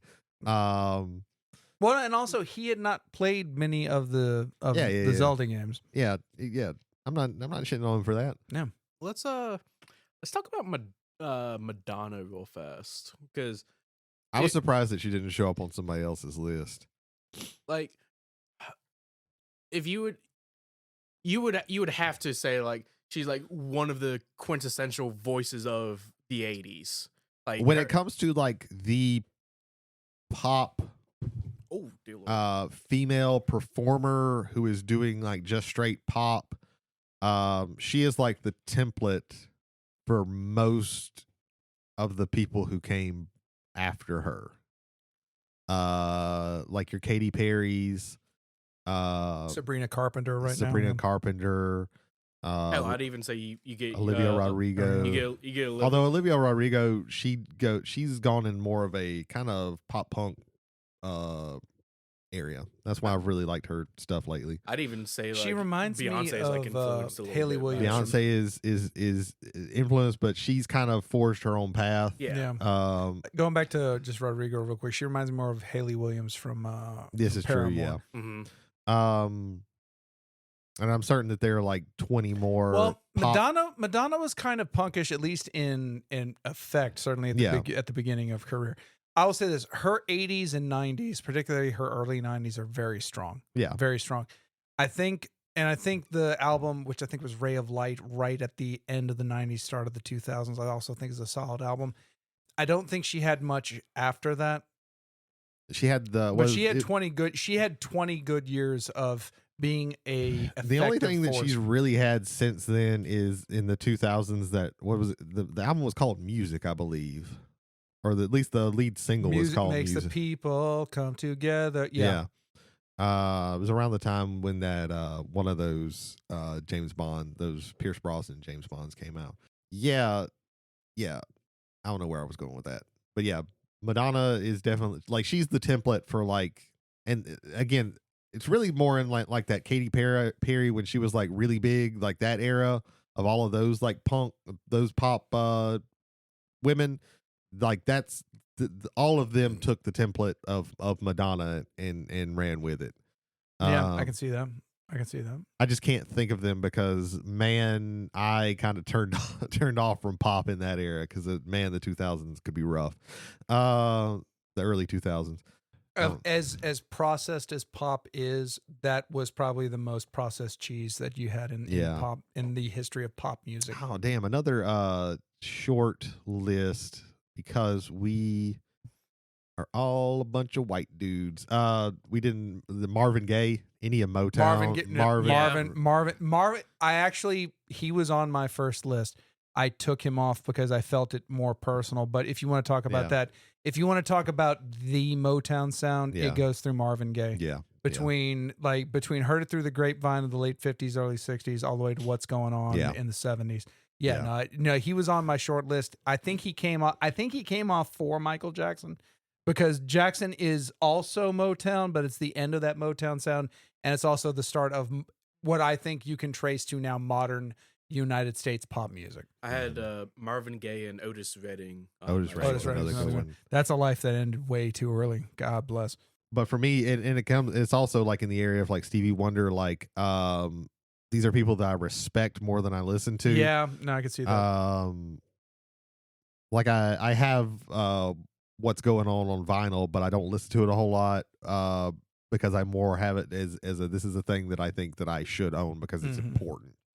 More than I'm just going to put this record on and listen to it all the time. Even though it is a very, very good record. I don't know where to go with anything. Yeah. Okay. If we had crossovers across everybody, I think this would be a lot easier. But the fact that again we have 4 crossovers in 2 lists, is like I feel that the list has to reflect that. But I feel also if it reflects that too much, then it's only reflecting the 2 of us. Okay. Let's do it like this. We mentioned Prince and Jackson. If of the 2, which would we more prefer, Prince or Jackson? Okay, here's where we come to a tie vote because you're going to be. I don't say Prince. You're going to say Prince now. I would say Prince, even though he's your number 4 on your list, and you didn't mention him at all on the other one. like Prince. Keep in mind, Prince is on my short list. Yeah, no, yes, Prince was also on my short list as well, but he didn't make it. Because Michael Jackson made it. Yeah. And it's like Michael Jackson, of all the things that you said, Michael Jackson had the platform. He had the ability to basically spread his influence on a much larger scale as opposed to Prince. Prince is still a phenomenal artist. I'm not dismissing that. I'm just saying that in the choice between the 2 of them, I would pick Michael Jackson. And without hearing from anyone else, you also chose Michael Jackson. Yeah. Now, if you wish to change your mind right now, that is perfectly acceptable because we have been listening to argument, we've been listening to recommendation, we've been listening to reasoning. That's fine. But at its face value, you have to. I made this when you list, made the list, I Michael chose Jackson was on top over of it. Prince. Yes. And then meanwhile, on this side, our friend in absentia and our friend in person have both chosen Prince. Yeah. So we have a bit of a. Now, are you saying that you have been moved and such that where we would put Prince over Michael Jackson? Yeah. I'm cool with putting Prince on there on the strength of one. Yes, a phenomenal, on the technical side, play any instrument. Although Michael Jackson also had a very good way of playing instruments as well, he just didn't do it as much. I would argue that, but I will stipulate to the point Prince did it better because Prince actually performed it. Piano, guitar, the Super Bowl, the Super Bowl performance in the rain. That's one of the greatest Super Bowl performances of all time. Yeah.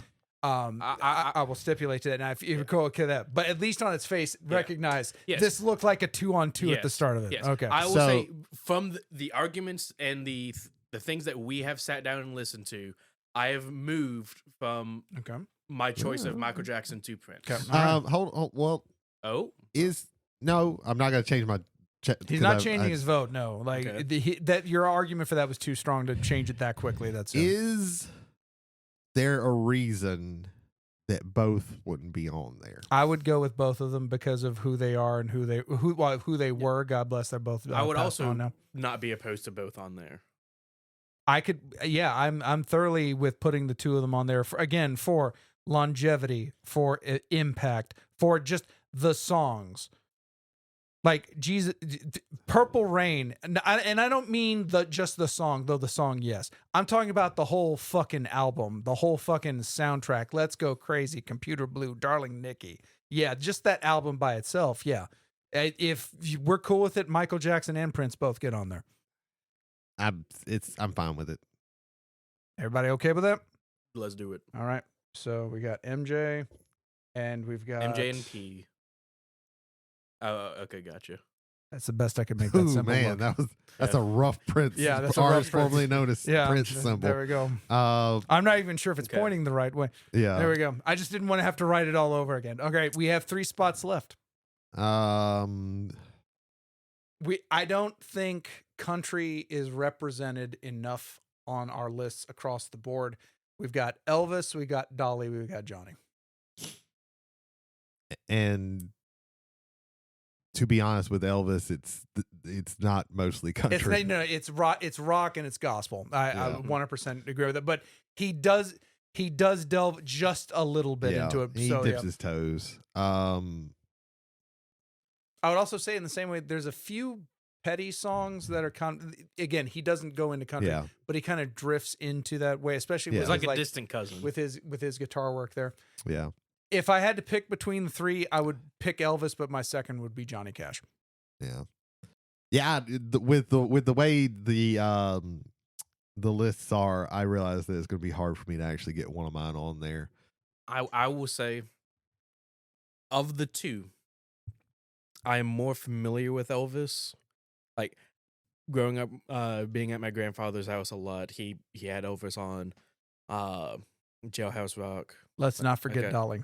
Yeah, let's not forget Dolly. I gave my ranking, but I also wanted Dolly Parton is Dolly Parton, and a lot of it. I will say this: a lot of it, she is a genuinely good human being. Yeah. But on top of being a genuinely good human being, she is. That's why I tried to not mention the other stuff. Yeah, because she is a phenomenal human being. It does color that to me because it means that the message of her music isn't something that's being canned in Nashville and then just sent out over the airwaves. She is always authentic. She is. Yeah. Thank you. That's the word I need to use. And if we want to talk about authenticity, your number 1 and 2, Cash and Parton, extremely authentic. Yes. Like he's not writing a song saying, I shot a man and watch him die. It's like, he may not have done that, but he kind of felt that way. Yeah. Johnny Cash was authentic. Yeah. I'm not saying, I do not think that it is fair to pit them against each other because I think that, and I'm not even saying that only one needs to make it on there, but I think that definitely one of the women that we have, at least one of the women that we have picked, needs to be on there. And I'll give credit to Jody's list on this. He's got 3. He's got Suzanne Vega. He's got Madonna. He's got Amanda Palmer. Susanna Vega. Susanna or Susan? I think it's Suzanne Vega. Yeah. I think. To be honest, like 2 of these, like those 2, let's be honest, aren't in the running. Like they aren't. Yeah. Tonight is the first time I heard like there are some that like I know that there were some on my list that just aren't going to be in the running, but this was my strong. I feel list. like they're Marie Antoinette and you're the guillotine, and you're just like, bap, cake not be had.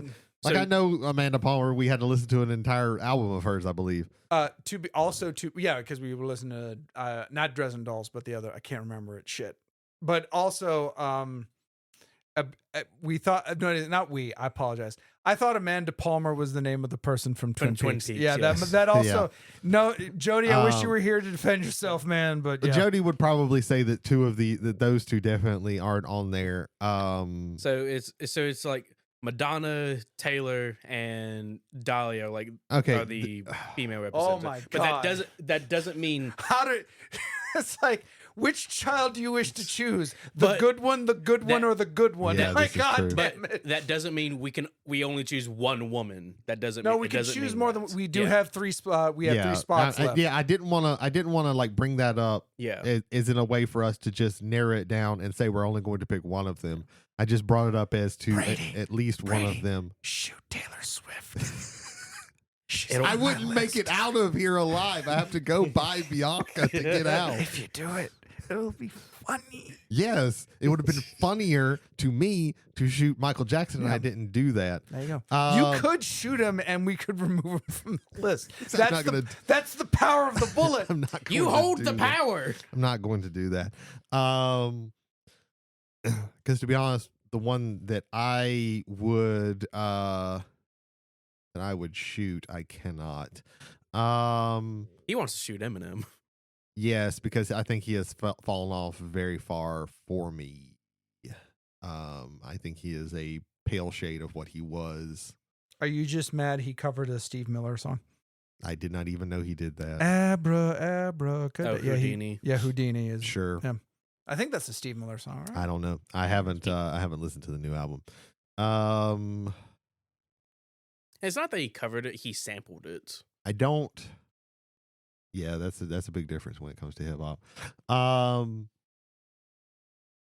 don't think this is actually we're ever going to actually talk about him, but I'm gonna shoot Trent Reznor because for me, yes, he does do pretty much everything, but it's always under the 9 Inch Nails banner. It's a technicality. There aren't any. It's not Trent Reznor.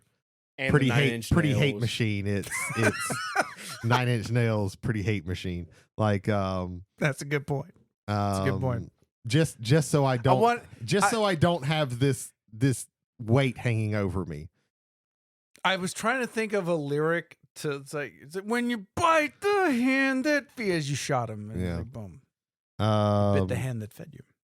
I'm certain he talks about bullets in some of his songs. Yeah. I just can't think of any right now. No.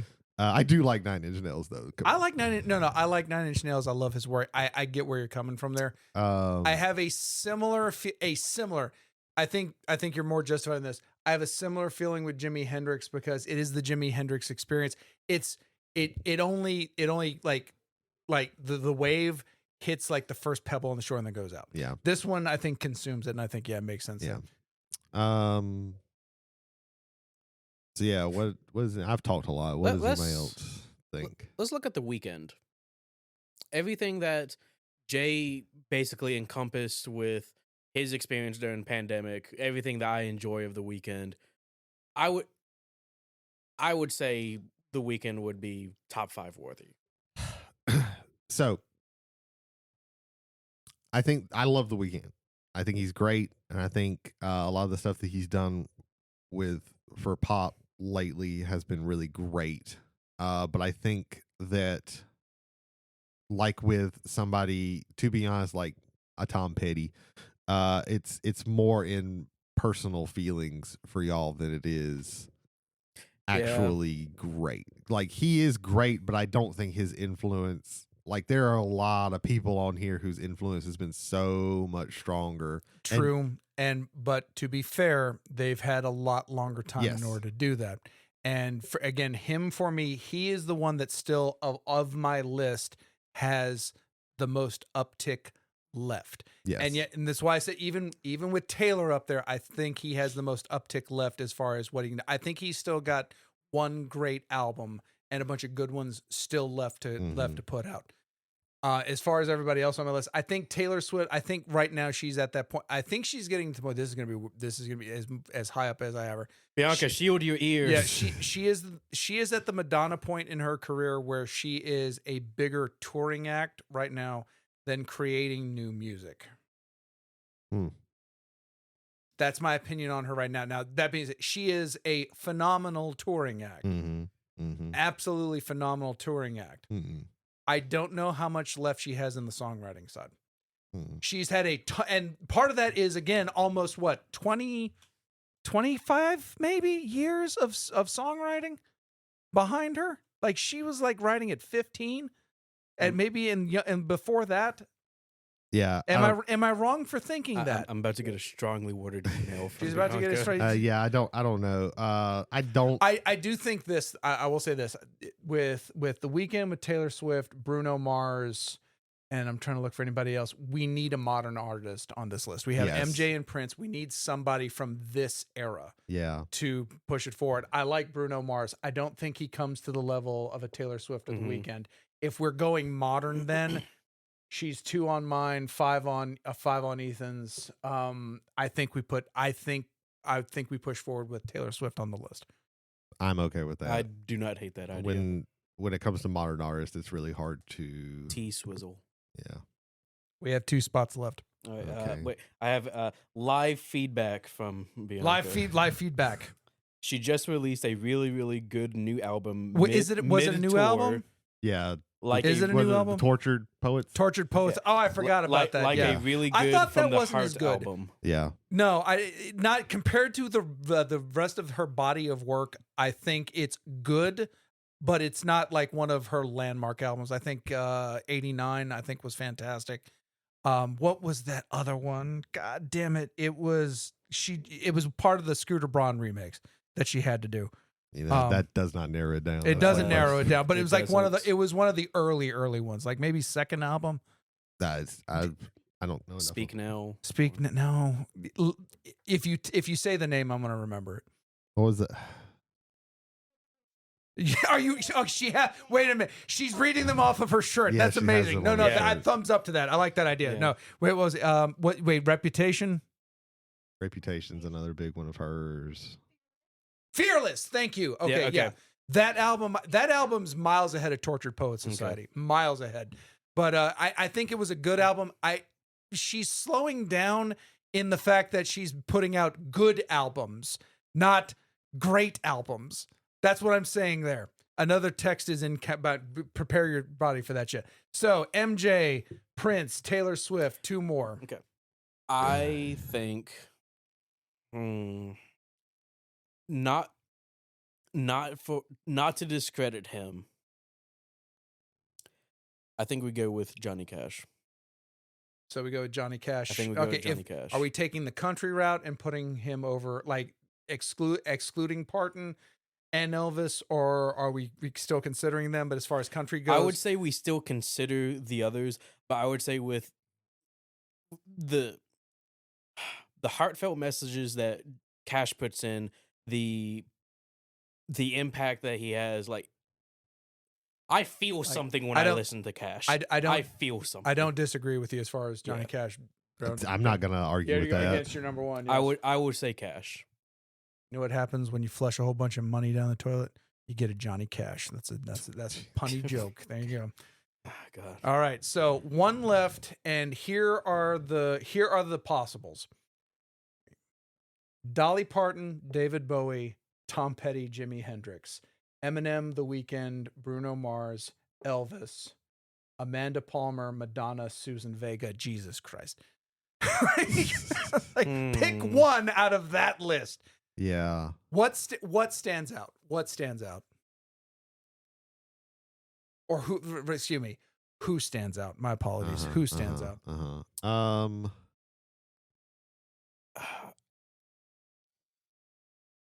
I have to go Madonna. Why? Madonna.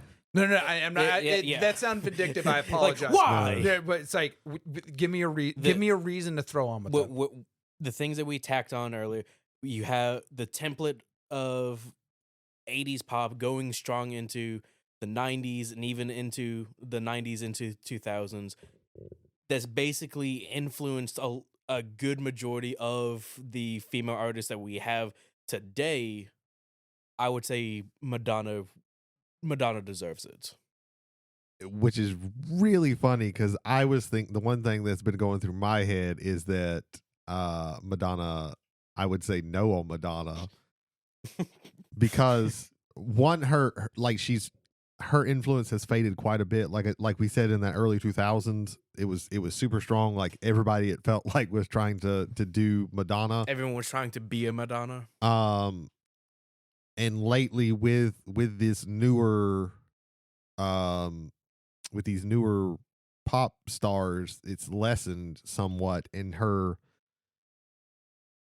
she's still around, but she ain't doing too much. Like her influence has fallen. Yeah. Like more people know about her dating like a 23-year-old than they do any of her music or anything like that because she's just been out of it for so long. She has not had an album in forever, and this is going to sound macabre as fuck.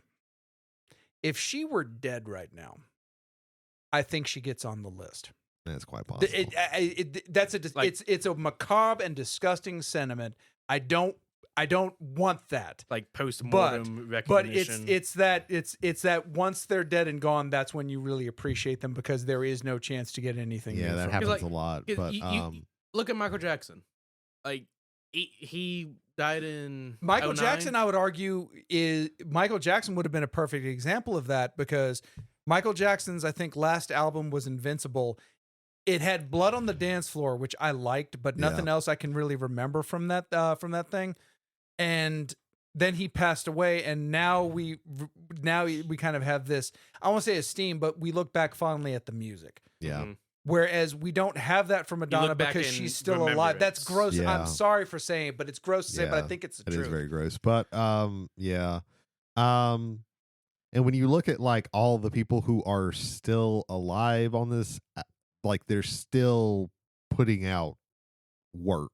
Like they're still, even the older people, like Dolly Parton. Dolly Parton just came out with a rock album because she got in the Rock and Roll Hall of Fame and she was like, well, I guess I gotta do a rock album now. And then she did a fucking rock album. Christopher Lee, the actor who did Saruman and Dry, he did a death metal album. Yeah. Because he's Christopher fucking Lee. Yeah. Christopher Lee, the number 5. Stop. No, I apologize. No, he was in a group. Yeah, he was in a group. He was actually in a group. Sorry, Mr. Lee. Yeah. Yeah.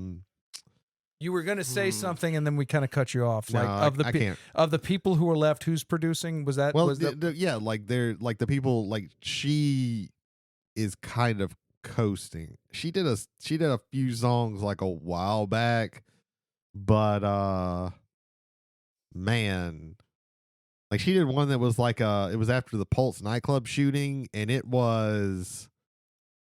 What? One of the most, it was one of. Was it based on the Pulse nightclub? It was shooting? like in response to that, and that's. I applaud. It had me until it went into like the really weird, funky beat, and like the dance beat, and then it lost me, and then I was like, again, this borders on this. I can appreciate the boldness. But that's got to be respectful, and I don't think it wasn't like it wasn't like a slow, somber, reflective song or anything like that. It kind of was that for some parts, but then she didn't do Like a Prayer. But then the beat dropped, and I was like, "Oh man, this feels inappropriate." Oh, my kidneys are starting to hurt from that. Yeah. So that's my argument. So. It's Dolly Parton versus The Weeknd, right? Is that what it's coming down to? Dolly Parton versus The Weeknd. I don't want to make that choice. Oh God. You want another bullet? Yeah, I probably shouldn't have used that Yep. when I did. Probably would have made things easier. Honestly, I'd give you another bullet. we can't. Those bullets are expensive. We're going to. Our fucking budget's already broke as it Yeah. is. We're going to degrade the format. Yeah. We can't do that. I don't know. Most of the people that are left that I really like and feel strongly about are on my list, and I don't think most of those are going to happen. Is there anyone besides? Let's do our experiment. Look at the board. Come up with a name. When you have it, raise your hand. You can fall back solely on yours. Whatever feels best for you. With what's remaining. Look at it, and that'll be your answer. But raise your hand when you're ready to go. Brady, can you read it? Okay. Yeah. Okay. Just making sure. He just has to look at you. You said that with such fucking aplomb. I love that. He just has to look at your list. The problem is I have strong gut feelings about a lot of people. I've got it. We're good. Okay, on 3. 1, 2, 3. The Dolly Weeknd. Parton. What'd you say? I said Weekend. You said Weeknd, Dolly Parton. Yeah. I don't agree with that, but I am outvoted. We will be here until I don't agree with that, but I'm outvoted. So I mean, yeah. He had to drop the last E from his name because there was another Canadian band called The Weeknd. We've made it. Who is more Canadian though? Yeah. The extra E Weekend. Oh my God. They literally look like lumberjacks covered in maple syrup. It was ridiculous. There you go. All right, top 5. So The Weeknd at number 5. He has to be number 5. He has to be number 5. Like on this list, like he can't be anything but number 5. Yeah, because look at this fucking murderer's row. Okay. MJ, Prince, Taylor Swift, Johnny Cash. The Weeknd. Okay. And The Weeknd is number 5. Where do we put Taylor? Do you want to be able to sleep in your own bed tonight? Is that what you're fucking asking me right now? Is that what you're fucking asking? She's staring at you. She's staring. Look. This is a No. legitimate question. I think if we figure out where Taylor sits, everything else falls into place a little bit. I honestly think that. See here again.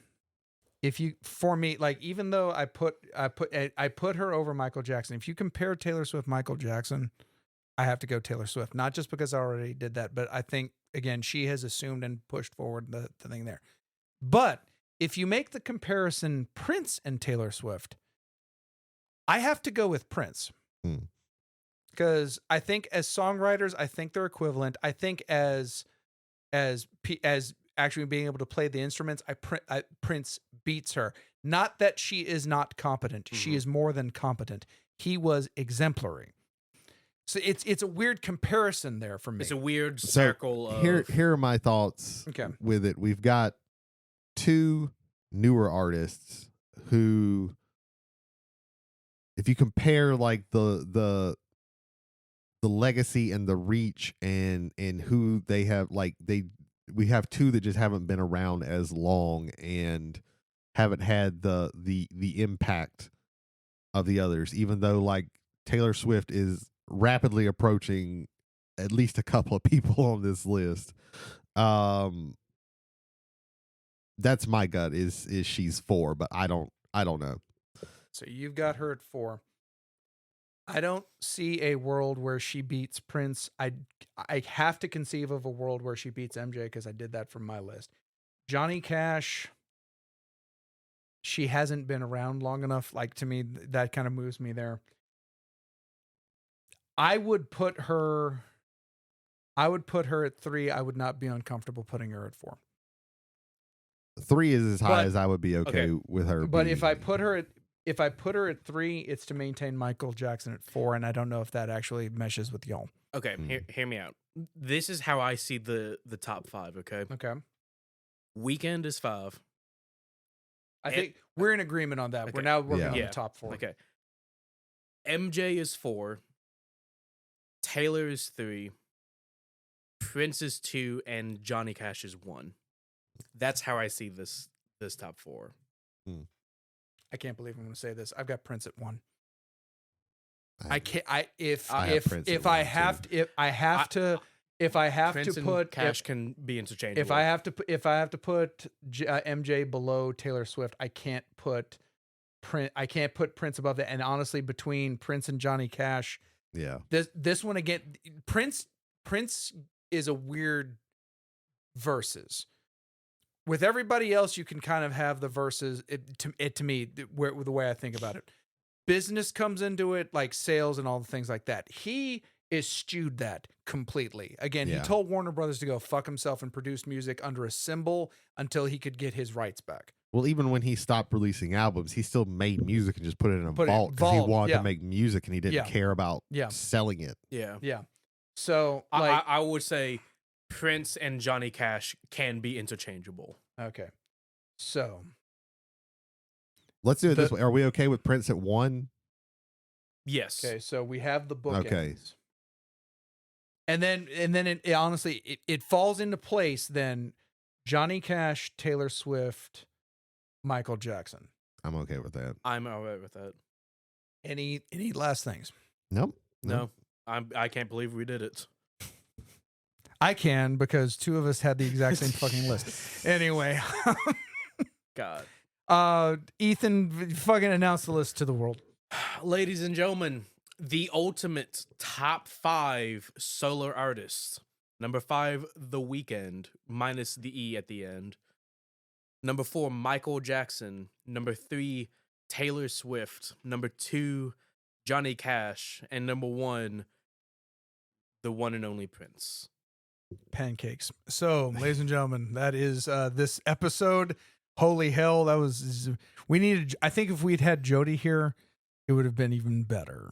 Because that's the way it works. I can't wait to hear. Oh yeah, he's gonna opinions. Yeah, we need to cut out a week. special feedback. It's probably going to end up being a rest stop. It might be. Honest. I'm okay with that. I'll make that edit. So there we go. All right. So whiskey and wrestling. Who are they, Brady? Well, Jay, that's one. Michael Hill and Jason Holder. They do a podcast where they talk about the previous week in wrestling, be it the pay-per-views or the weekly shows, and they run down their thoughts and opinions, and then they pair that with some libations. So check them out. Where all the podcasts, you can get them from there. Last week, I called them Michael Holder and Jason Hill. Yes, it was pretty funny. I had taken a long personality quiz before. I haven't made it through the entire episode yet. I'm just glad that they're listening to it. Thank you, sir. I appreciate it. I'm not on it, so I don't have to listen to my voice. So why would I not listen to it? Therefore, Although it's a very long episode. Yeah. Well, no, it's short for our regular episodes, but we just went straight into the lab and did the thing. So there you go. Ethan, talk about the Completed podcast. The Completed podcast, a Magic the Gathering centered podcast. Christopher Vega, Brandon Scott Tanner, and Brandon Smith. They go into deep dives of the current competitive formats of Magic the Gathering. They have well-discussed conversations and interviews with Pro Tour players. Check them out. The Completed podcast. Our erstwhile traveler and friend Jody Kite hosts the Prodigy. Why was I thinking of the late 90s fucking techno band The Prodigy when I was thinking of Jody? Fearology. That is a question that only you can answer. Sir. I can't answer it, so no one has an answer. Fearology. No, J.L. Kite takes you through horror, whether it be in the movie, TV, or other mediums, but with his own personal take on how it affected him throughout his life and to this day. That is Fearology, available on Spotify. Who wants bearded drums? I don't know shit about bearded drums. Oh, I'm glad you asked. Stephen Nelson II and Jarrett Taylor present Bearded Drums, all about drums from gear to gigs, along with recommendations for performances to Mr. Taylor, to Mr. Nelson, who puts it up on YouTube and all major podcasting platforms. And if you are ever in the city of Goshen, Mississippi, Run! No, sorry. yes, that's your first thought. Run, escape this hellhole. We like at least like Goshen. Yeah. Because it is the home and it is the home of main operating base. Yes, of Macnarb Gaming, owned and ran solely and entirely by Cameron Spanier. AKA the God Emperor of gaming. If you need D&D needs, Magic, Pokemon, any other type of tabletop RPG or a board game in general, go to Macnarb Gaming. They got some sweet dice cups, and they have small little dice that can roll in them. They also have dice advent calendars for Christmas. Yes. We're like 4 days in, but just hand it to You somebody. get one, and then you can just pop open like 5 of them immediately. Or all of them. Yeah, nothing's stopping you. Well, by the time this comes out, it'll be calendar. like, what, 10 days past. Oh my Something God. like that. Yeah, that's very true. You got a whole lot. You just get, man, you might have a whole rolling set. You just like freebase the advent calendar, and then you got to like then dole it out for a little bit. So you're going to go really crazy. Travelers on the Omnibus advises you not to dump ether all over your advent calendar. That could end up being very bad for you, especially if you have any open flames or sparks nearby. Yeah. There you go. All right. I think we're good. I believe we're so. good. All right. So one more time as we're pulling into the station. My name is James McCarthy. I'm Brady Davis. I'm Ethan Skinner. Thanks for stopping by and enjoying the ride, guys. Have a good one. Okay, there we go. The music has started. The music has started, which means the end is upon us. Which type of end? Bianca didn't stab any of us. No, she did not. She came close there. She came Yes. close. I was very positive about it. Yes.